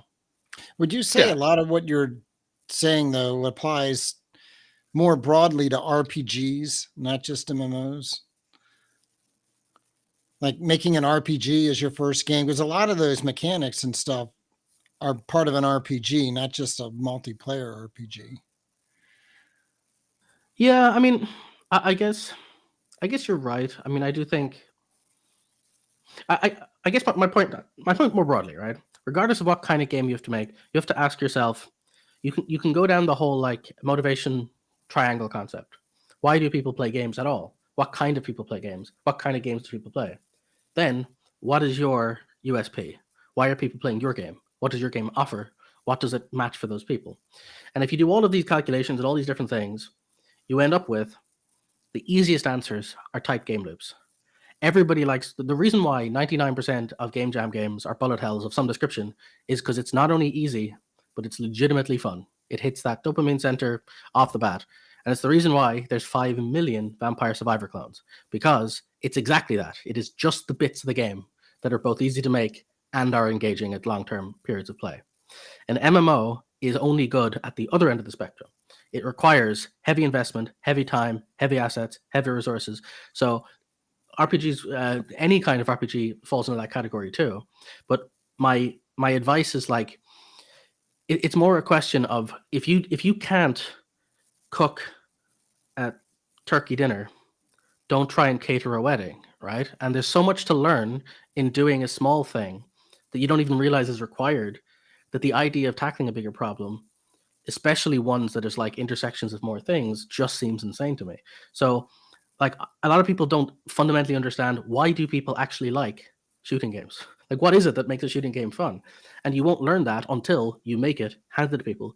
They go, it's not fun. And they go, why not? And so you have to make it faster or slower, or add more bullets or less bullets, or more variety of guns. Or shooting may seem like the banal, boring answer, but there's so many variables that teach you why people are even playing, what they're engaging with, how big of a deal is the sound effects. Does it, like, there's so many different things you can tweak that, like, you've got so much to learn, that trying to jump into the, well, you know, we'll figure out what makes it fun, and we'll figure out what the story is, and we'll figure out how many items, and we'll do the balancing, and we'll do the multiplayer and solve networking issues. It's all fine. We'll figure all of this stuff out at the same time as our very first game.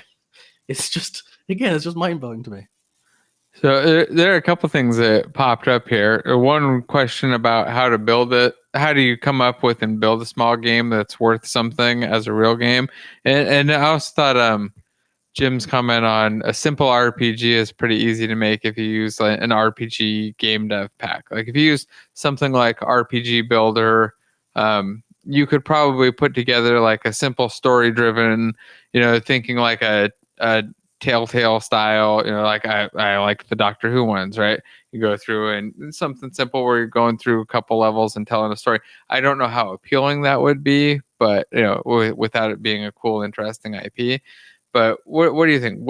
How do you come up with something that's fun and small, and can you do just an RPG like that if you just have like the content ideas and you just use one of these packs and you're not having to do too much code, and it's more just about telling some maybe tightly packed story, not a free form thing? Well, some of the comments I got on Highland Panic I think might be applicable. there should be a sense of progression where you feel like you're getting better, getting stronger, a sense of mastery. There should be agency where you feel like you're in control of driving the plot forward. It's not the computer playing for you. But I think that's true for any type of game. Yeah. Yeah, I think, okay, so again, I don't want to turn it into just me railing at the industry thing again, but the point I'm trying to sort of get at here is each one of these things is an entire industry. There's a reason people are hired as writers. There's a reason people are hired as game writers that are subtly different. Each one of these things is a refined skill of different areas.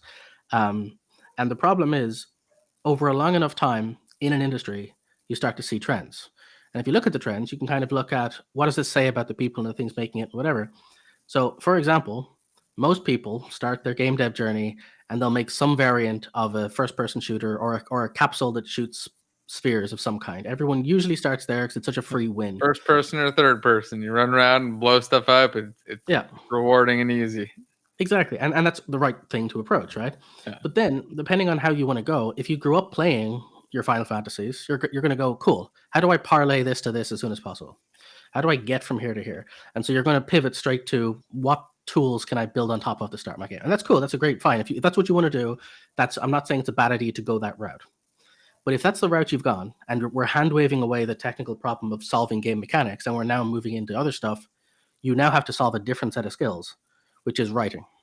And this is why, and you'll see this across the board, if you are an indie and you're making your first game, and it's meant to be a story-based game, you're probably going to use something like Twine or Ink, and it's probably going to be a thinly veiled depression analog about somebody who is an underdog, who isn't understood by the world, who gets more power, whatever, and then eventually fights the big bad.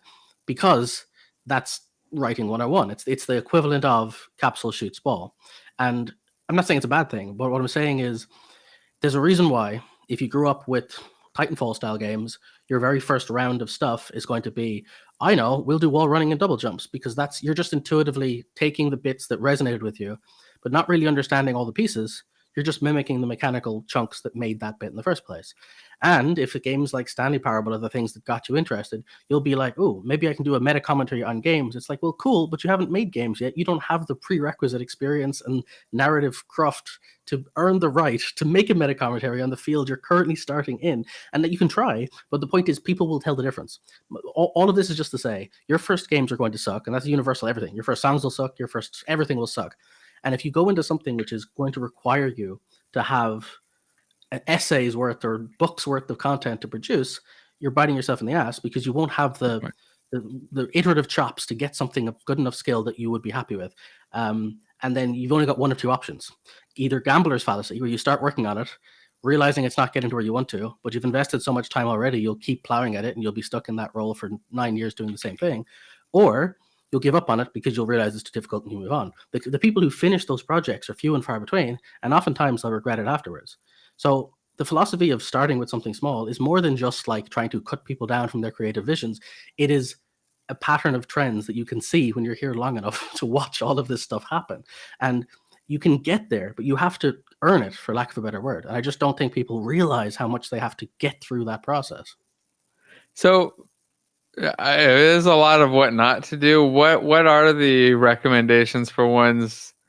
Like, how do you come up with something that you would do? Like, what do you?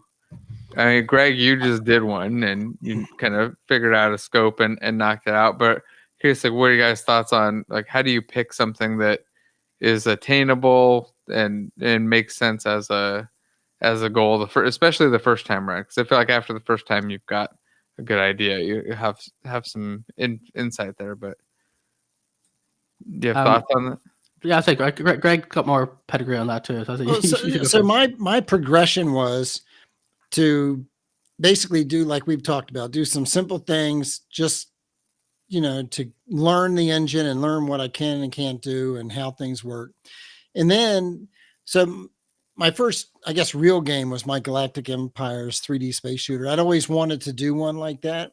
And so it's just pick a game that you've always wanted to make and then just try and make it. And then if it turns out, okay, this is bigger, I bit off more than I can chew, then maybe shift gears and try something else. And, Highland Panic was one that, the history of that. I've been, wanting to make that card game since the 90s, and just finally decided to rebrand it and market it on my own when the company I was working with, it didn't work out. So yeah, I think just pick a game that you've always wanted to make, that you think based on what you've learned through your small little, help me learn the engine projects you've done. Based on what you've learned from that, you think you now have the technical chops that you can make it work, then start making it. And watch tutorials as you need to get skills that you don't have yet. Of course, now with the advent of AI and everything, you can get a lot more holding in that process. And if you have an opportunity to collaborate, like you suggested, with a mastermind group, so you can bounce your ideas off other developers and show them where you're stuck. Can't recommend that highly enough. Jim also recommended if you do want to do RPGs, you could just copy as practice. I would say copying them into a game and making a clone. Obviously, not going to be a game that you're going to release and sell, but I think it could make sense if you want to just kind of get some practice for fun and stuff. There's a Twitch streamer doing an MMO. I jump in every once in a while. Don't think I've actually seen the game. They're going to take forever. I'll check back in 5 years. Yeah, that's what I would expect. I mean, building an MMO from scratch, you're talking like at least a couple months before you've got just core systems that barely work for a single person. And then it's a lot of work. And that's assuming that you know what you're doing and you've got experience. Like, if you don't know what you're doing, very, very, very, very, very tough. Well, let's see. All right, finally got my rubber duck. Yeah, rubber duck always another great one. If you're ever getting stuck, if you don't have one yet, you should get one and just talk to it. Or if you don't have a mastermind group or a Discord channel or something else, yeah, just look over there, explain the problem. Don't even just say, hey, trying to figure out why this thing does this and blah blah blah blah blah when I do that, and then if you half the time catch yourself saying the problem out loud. Mm-hmm. It's super handy. I guess then my answer to this, I don't mind owning being the bad guy of this conversation. Oh, I don't think you're the bad guy. You're giving the honest. Yeah, I think it's good feedback. I do think it's needed, because I think the when people talk about the quiet part loud, right, is the fact that nobody likes to step on creativity, and you shouldn't. If people want to make stuff, there's nothing in the world stopping you doing it, and there shouldn't be. You shouldn't let someone else tell you not to make a thing. That's just a blanket statement. It's true, but a lot of people take that and they twist it to mean you can't correct people's paths if they're going in the wrong direction. And the reason why I'm so critical about this stuff is there's a lot of rhetoric around people making their dream games or making stuff, and that's inherently good. But what a lot of people don't do is take the next step and they go, what is this person's next 6 years going to look like?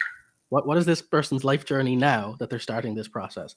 And the truth is, if you go to any game dev-ish community, everyone will smile, will pat you on the back, promote you, be confident and happy, but none of those people will buy your game. Very few people of those will play your game, and everyone will help your journey.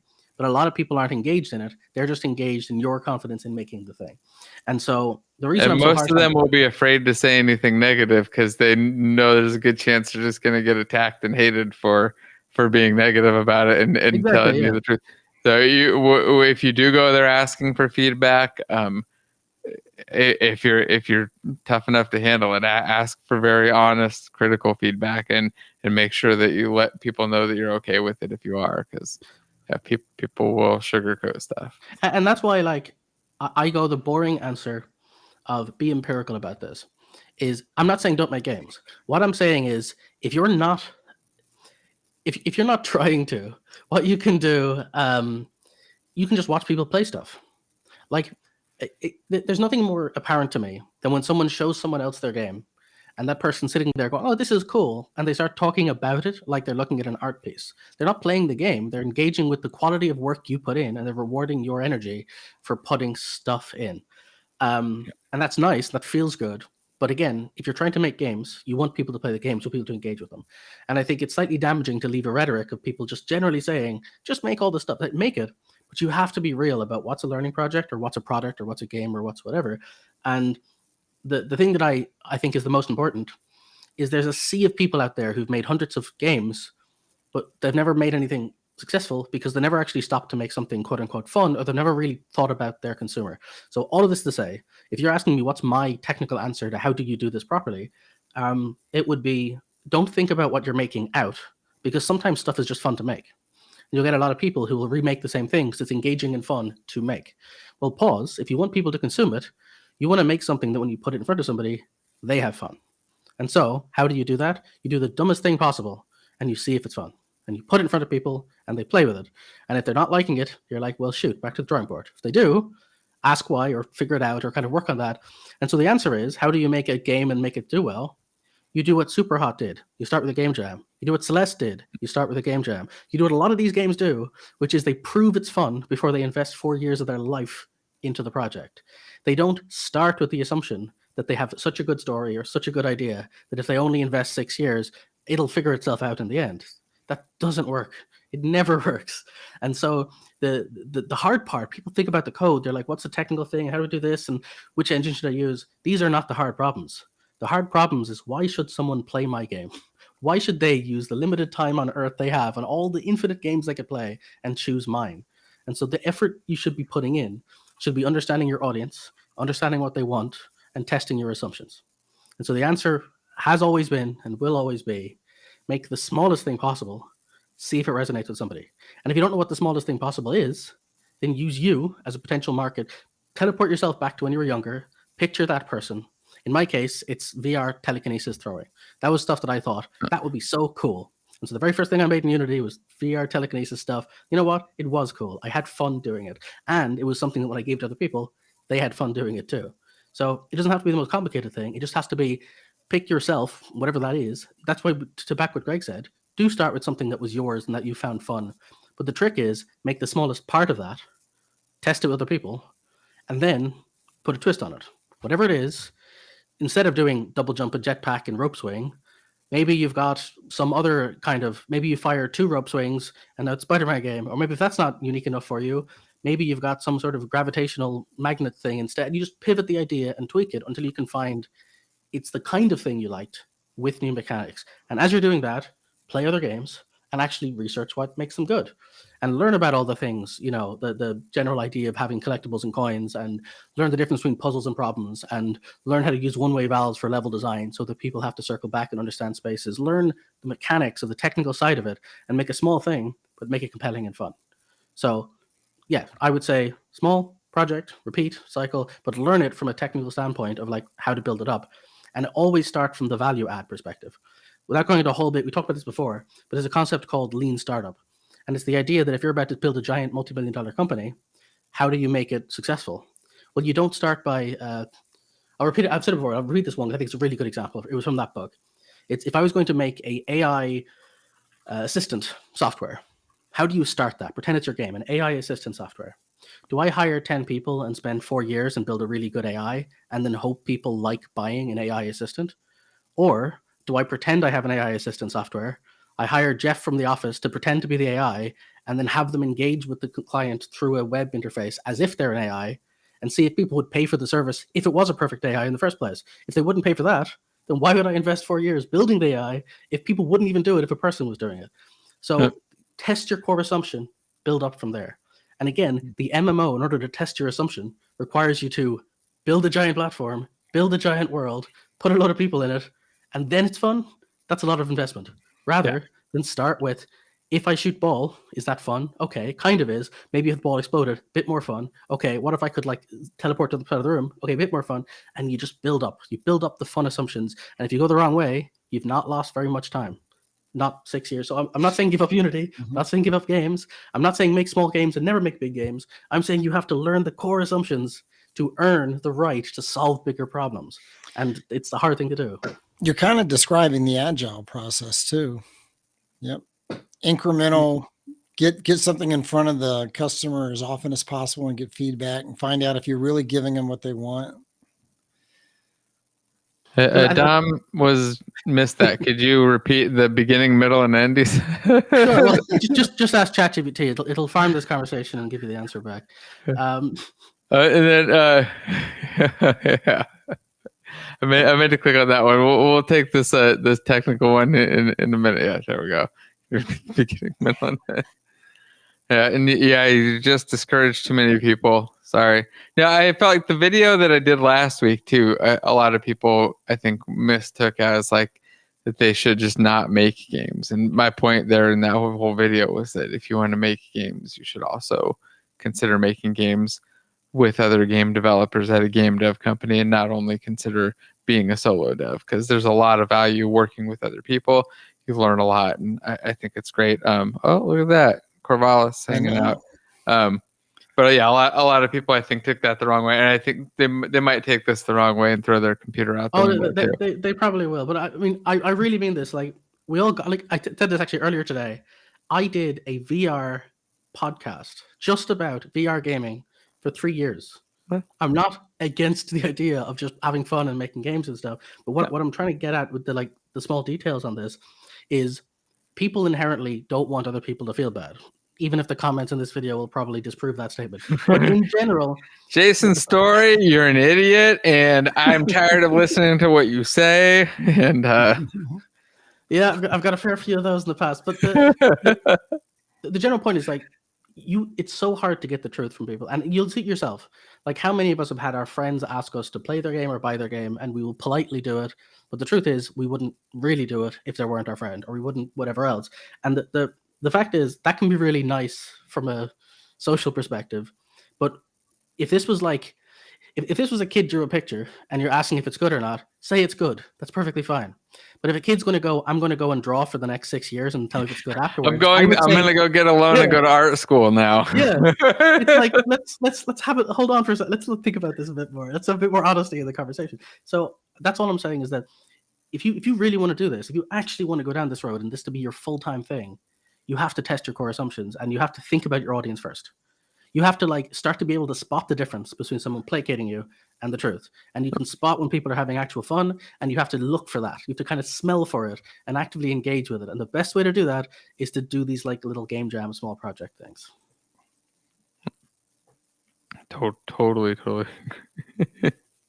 Andrew, somebody asked where Andrew is. He's not sick. His internet is sick, and he has a terrible connection. Yeah. And yeah, it's sad stuff.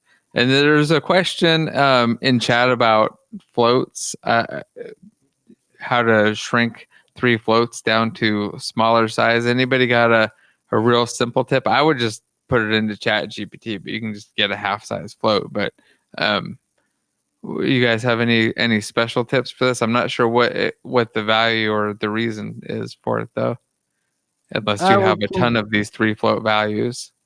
Well, I used to do some interop UDP stuff with motorized controllers.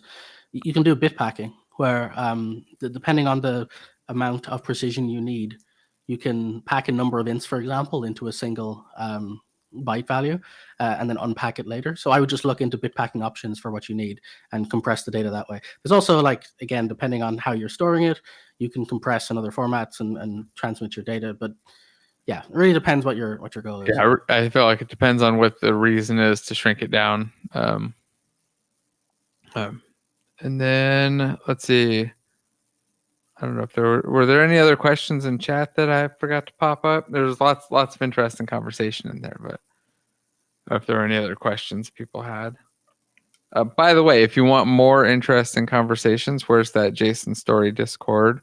You can sign up and join Jason Story's Discord. It's super cheap, just keeps out bots and fun conversations there pretty much all the time. Highly recommend it. And people in there are more than happy to tell me I'm wrong, so you'll get to see a lot of that too, which people seem to like. So yeah. If you want to go in and tell him he's an idiot to his face or to his monitor, there you go. It's only like $1 or something. You can go tell him how wrong he is, or just go follow the conversations. They're definitely good and interesting stuff, I think. On that, also, if you like fun, interesting conversations, join the multiplayer mastery course, get all of the coursework and stuff, and come to the student calls that we have on the odd days of the week. So like 3rd, 5th, 7th type stuff. It's really weird. Every time I explain it to people, they get confused. But odd days of the week, early in the morning, it's like 9 a.m. usually Pacific, and then 6 p.m. later on in the day, conversations about the content, the coursework, going over people's projects, debugging different random stuff, and all kinds of things. Greg was in there just this morning. They're lots of fun and a good way to just share things and also get feedback and help with existing stuff. So if you got other projects you're working on, trying to debug stuff, we're constantly going through that and sharing solutions there as well. And of course, all of the coursework, so you can learn how to build multiplayer games.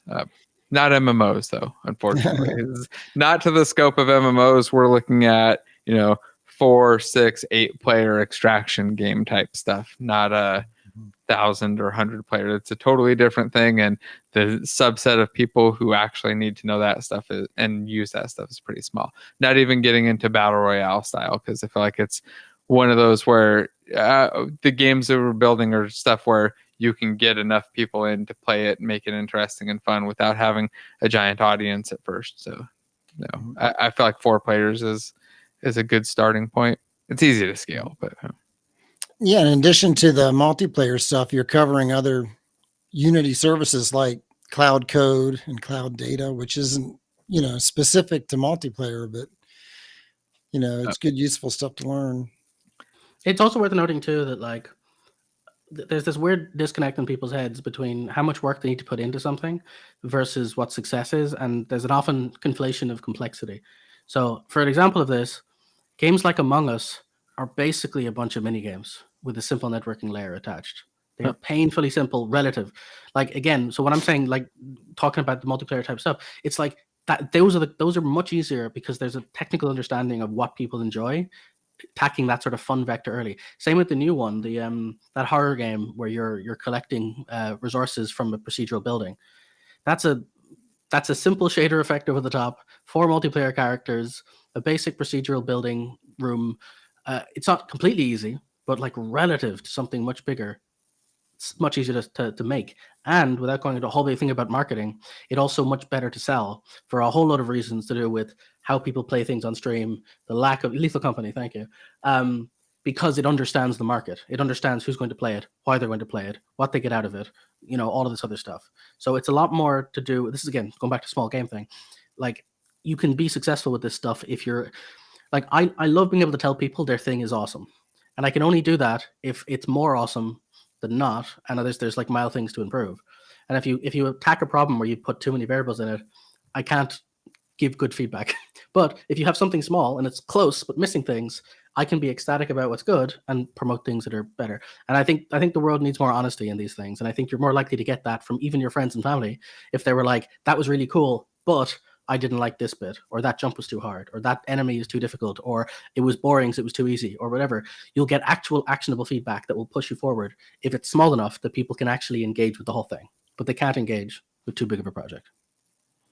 No, I totally agree. That's another thing I forgot to mention earlier when you were bringing up the feedback too, is I try to personally, when people that I know that are actual game devs send me stuff, I try to give them pretty critical feedback. If there's anything that I think is really good and promising and has some merit and like something that they could build on, I think that maybe is an opportunity. I'll talk about and mention that, but the majority of it will be all of the things that I think are going to make people not play it, giving them all of the excuses, the reasons, the things that are going to make people quit playing this game and why they'll quit playing it and why I've quit playing it, or if on the odd occasion that I'm still playing it constantly, the few things that are making me not want to play it as much. But most of the time, I'm giving tons of critical feedback because I feel like it's the only thing that's really useful. Saying that's great, I like it,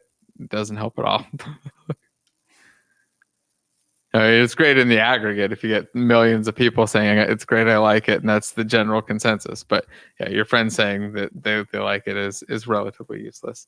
I did share the link for the Mastermind sign-up form in chat. I was trying to get the other link in there, but apparently Chrome is just dead. It has decided to crash. So the link is there for submitting a group. I'll get the link into the description after the show, though. I will say as well, because I find it funny too.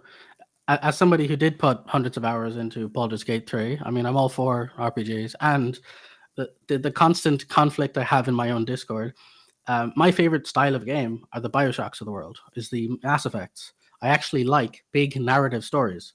If I could wave a magic wand and change the industry, I would wish that narrative-based first-person style games would be far more prevalent than this giant push towards networking and simple. I hate mobile games. I don't play them.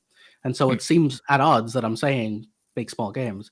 But the reason I go that route is because I think that even to myself, I'm frustrated to learn how often the small psychological tricks work. To go back to what we said at the start about how psychological tricks work on us, as I started to analyze my own past as a game player, I realized how effective a line of coins is. It's one of the most effective things in a video game. Everyone in the world is going to run along a line of coins and go clink, clink, clink, and they're going to excitedly collect all of them. And they're going to enjoy that. And it's going to hit that perfect center in your brain about the satisfying. Same with breaking crates, same with all the other stuff. And even though I want big, large narrative, fantastic, whatever, having to step back and assess your audience and engage with what they want and how they play is a much more valuable, smaller skill.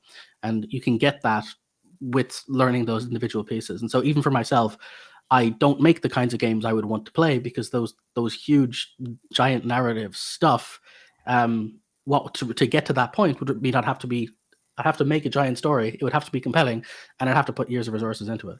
I'd rather hone those skills in smaller ways, and then down the line, if I had a whole team full of people, we could work on the realities of making something. But I think, yeah, I just like, I want more. If you've got 10 people together, band together and make yourself a big RTS, and I'll play it. That's much more, make a role-playing game of some kind and I'll enjoy it. But I think for your own personal journey, I would settle on learning the smaller stuff. And I use coins not just as a flippant example. Coins to me was like mind-blowing. As weird as this sounds, coins and stairs are two things I studied extensively in video games. And it sounds really stupid, but reading really in deep about stairs taught me a lot about level design and how people understand spaces and how architecture works and why level design is the way it is and how verticality matters in games. And the coin sound and understanding why do coins change in pitch and how do you do AoE coin collection and why they're placed in certain arcs and these kinds. Just coins taught me a hell of a lot about dopamine and level design and affordances and how people engage with spaces. And so, yeah, when I say make small games, I don't mean make boring or simple games. I just mean focus on the complicated parts of smaller games. I think that makes sense. Oh, and I'm gonna somebody said that Game Dev Guide was about to go live. Is that true? Yep. Upcoming. I'm gonna see. Can I? What? It won't let me share his thing as the one. They have a setup now, so you can go into somebody else's stream. Yeah, nice. But apparently you have to enable it. I'm gonna have to make sure it's enabled on mine too. I didn't realize you had to enable it. It says restricted privilege is needed. Ask GameDev Guide to add you to their live redirect list in community settings. Well, if anybody has some contact there, have them add me so I can redirect everybody. See, I'm not like logged in on anything where I can message them yet. I was gonna switch that up, but I'll have to figure that out for next week at the very least, unless either one of you is going live after this. I assume I've been debating doing it for a while. I've been thinking about actually. I went to the hassle of setting up Twitch. I have the stuff done. I set up OBS screens, and I did one test stream a while back just to see if it was all working, and it was. But I just don't think I'm a streaming person. I've thought about it a few times, and I don't know if it's for me. But I'll think about it. Yeah, well, if you do, we can do some rating right there. Yeah, it looks like it didn't even used to exist before. I just found the option here, so it looks like it's there. But yeah, you have to opt in and allow the person to redirect people. That's really weird. I don't understand why they would have that as a requirement. Why would you not just allow anybody to? I think without going into the whole big thing, I think I remember I saw something. What's that channel that always does YouTube hacks, like tries to break the algorithm with shorts and things? Spiffing Brit. Spiffing Brit did a whole thing on this when it first announced a while back. Oh, okay. And apparently there's some interesting hacks you can do. So they had it set up in such a way where two people you have to enable it on your side, and I think you even have to do it before you start streaming. Otherwise, you can do some messy stuff with it that can lead to issues. Yeah, I remember there was some technical reason why they did it a while back, but Tristan, there are some channels though that I can pick and I can see them as options, but not many. But they were like, as you said, I think it's like a public pool. You sort of announce that your channel is available to be by anybody. It doesn't have to be your friends, but as long as you're in the public pool of like things you can be sent to. Well, what do you know? Yeah, it looks like I can redirect to my YouTube channel. You can? Yeah. I'm not sure why I'd want to do that, but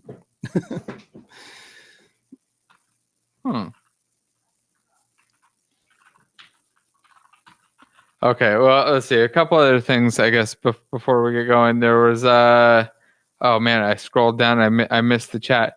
So there was this one. I don't know what this is about. I was just curious. Has anybody tracked the interaction between Kenny and CodeMonkey regarding AI art? I have not seen anything. No, but I'm guessing Kenny hates it and CodeMonkey says fine in certain cases, and I'm guessing that's probably conflict of some kind. That would be my guess, but I have no idea. I'm just curious. Yeah, the only thing I remember about Kenny was the Unity. You know, he was really ticked off with Unity. Yeah.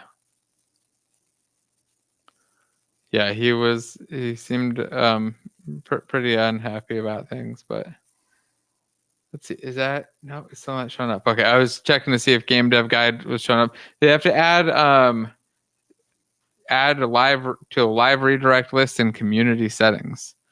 I got to figure out how to just open that up, or just turn on the option.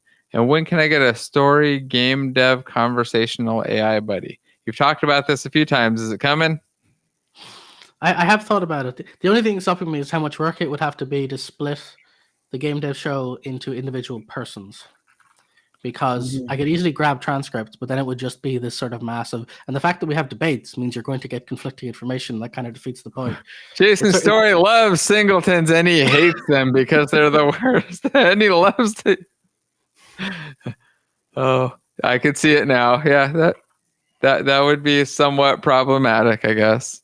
You just need an AI that's good enough that it can detect voices and do the separating, which probably exists too, is my guess. I could do it automatically in something like Descript, or I could use OpenAI's Whisper and do some manual stuff. But let's just say we're past the like level required for a meme. But if the technology gets good enough to automate it, then I might do it.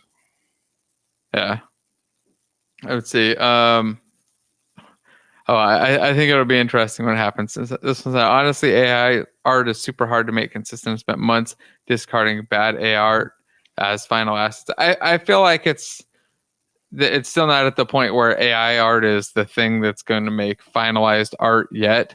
But I don't see like 5 years from now that not being completely flipped on its head, where AI is probably at the core of the artist's toolbox and like the main thing that they're using. So I feel like it's gonna. We're already at the point you can have consistent faces, and to me that was one of the big barriers. Now that you can literally have the same character, like there's even paint techniques now where you can have different poses, and you can have the same character rotated, 45 degrees, which is insane relative to the fact that it was noise generators before. So I hate to admit it, but we are getting to the point where it's going to be very real very soon, as in like worth using. Yeah. There's still some frustrating things. I was using Midjourney for the D&D campaign I'm running, and I wanted to just have a portrait, an image to describe the room, like the players would see it when they open the door and look in. And I could not get Midjourney to only put windows to the outside on one wall. It wanted to put windows all around. And I kept trying to do the thing where you can like just pick a region and have it regenerate that region. Yeah. And it kept putting the window there over and over. And I tried, I don't know how many iterations with different prompts and everything. And it could not understand. I only wanted windows on one wall. That's weird. I know the Adobe one is pretty good with that. You can do paint regions and you can tweak that. Although it's really slow. Like I've got a 2080 Ti and like a fairly beefy machine, and even still, just selecting a region and asking for a fill, I was like, this isn't practical. I wouldn't use this for anything real. The only thing I've ever used it for is a smarter version of the background removers. It's just a better version than that. Mm-hmm. Control net. Yeah, there's like a whole sequence of steps now for when you're doing stable diffusion generation. What's kind of cool about the tech is that it's like pipelines. So you're building these systems now where the output of one feeds into the input of another. And so now you can have like paint layers that indicate where things are. You can have lock layers that'll do things that'll start certain places to remain. So yeah, it's getting pretty interesting. My daughter's little horse just randomly. You got a horse in your randomly went off. No, it's here. I'll bring him over here.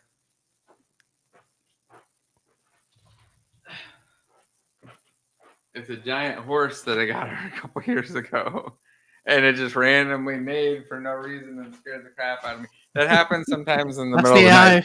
The AI is listening, Yeah, it's my 5-year-old's, but now my 2-year-old climbs on it. It was hers years ago. I think I got it like a Black Friday or something.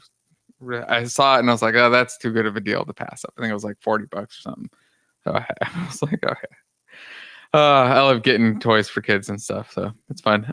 Real quick, there was a question in chat. I got to get going in just a minute, but there's a question in chat about the extraction game and the multiplayer. Of course, wondering about the mechanics. Jeff, it's mechanics wise going more RPG style. I wanted to do a warrior. I've got a warrior, cleric, ranger. I said rogue earlier, but it's ranger and mage classes. It's top down, more of like a Diablo, League of Legends style view. Run around, kill each other or other things, and then escape. So you save when you get out the exit all the way, and if you lose your stuff, you lose your stuff. So it's all done through cloud code and on dedicated servers. Though, like 99% of the time, you're just running the server locally as another window in multiplayer play mode, or another editor window on a local system or a system side by side, and then you just deploy out to the server at the end when you want other people to actually join and not have to get in through your network. But yeah, that's essentially what it is. Like top down art, not really RPG, but RPG-ish characters, fantasy, I should say, flying around or running around, shooting stuff, casting spells, healing, and all that, doing some different magical spells and stuff. Make sure you at some point add mounts, because you need to charge people for something to keep the games going, and so paying for expensive mounts is always a good solution. Yes, yes, that's what the horse is here for. God, I remember mounts being added in like every game I worked on, and the literal reason was for cash. I mean, there were people that wanted to do it, but the reason that it would get approved was that we could make microtransaction versions of horses that were fancy. So people would jump onto those just for that. So horses, and then flying mounts. Like, oh, now we got to have horses that fly, which you can imagine in an MMO where the entire game is built on things pathfinding properly and nothing cheating, and getting mounts that fly actually working and not having it break every other system is a big, long project. I've seen multiple, like every time I saw it in implemented, it took quite a while and a good amount of work for the I always love when you can tell when a character is floating in like an MMO type game, and you can tell it's just a nav mesh with space and then a model just on the nav mesh above it. It's very funny. Yeah, just walking along, just nice. It's the easiest way to do it. Cool. Well, you guys have any other topics or things you wanted to talk about today before we get going? I just noticed though that GameDev Guide apparently activated that setting, so you might have a chance to. Oh, let me go. I'm gonna go find it and see if we can do that. Where's the option? I lost the dashboard window, so it'd take me a second to find my tab. I got way too many tabs. Let's see. And my tabs aren't working. There we go. Content, live. All right, everybody, we'll go over and see what Game Dev Guide's doing in 1 second. Let's see if this works.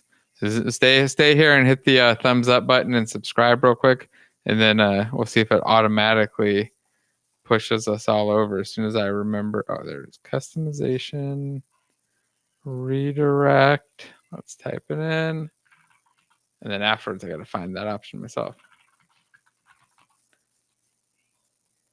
There we go. Deep dive into Unity's Graph API View live session.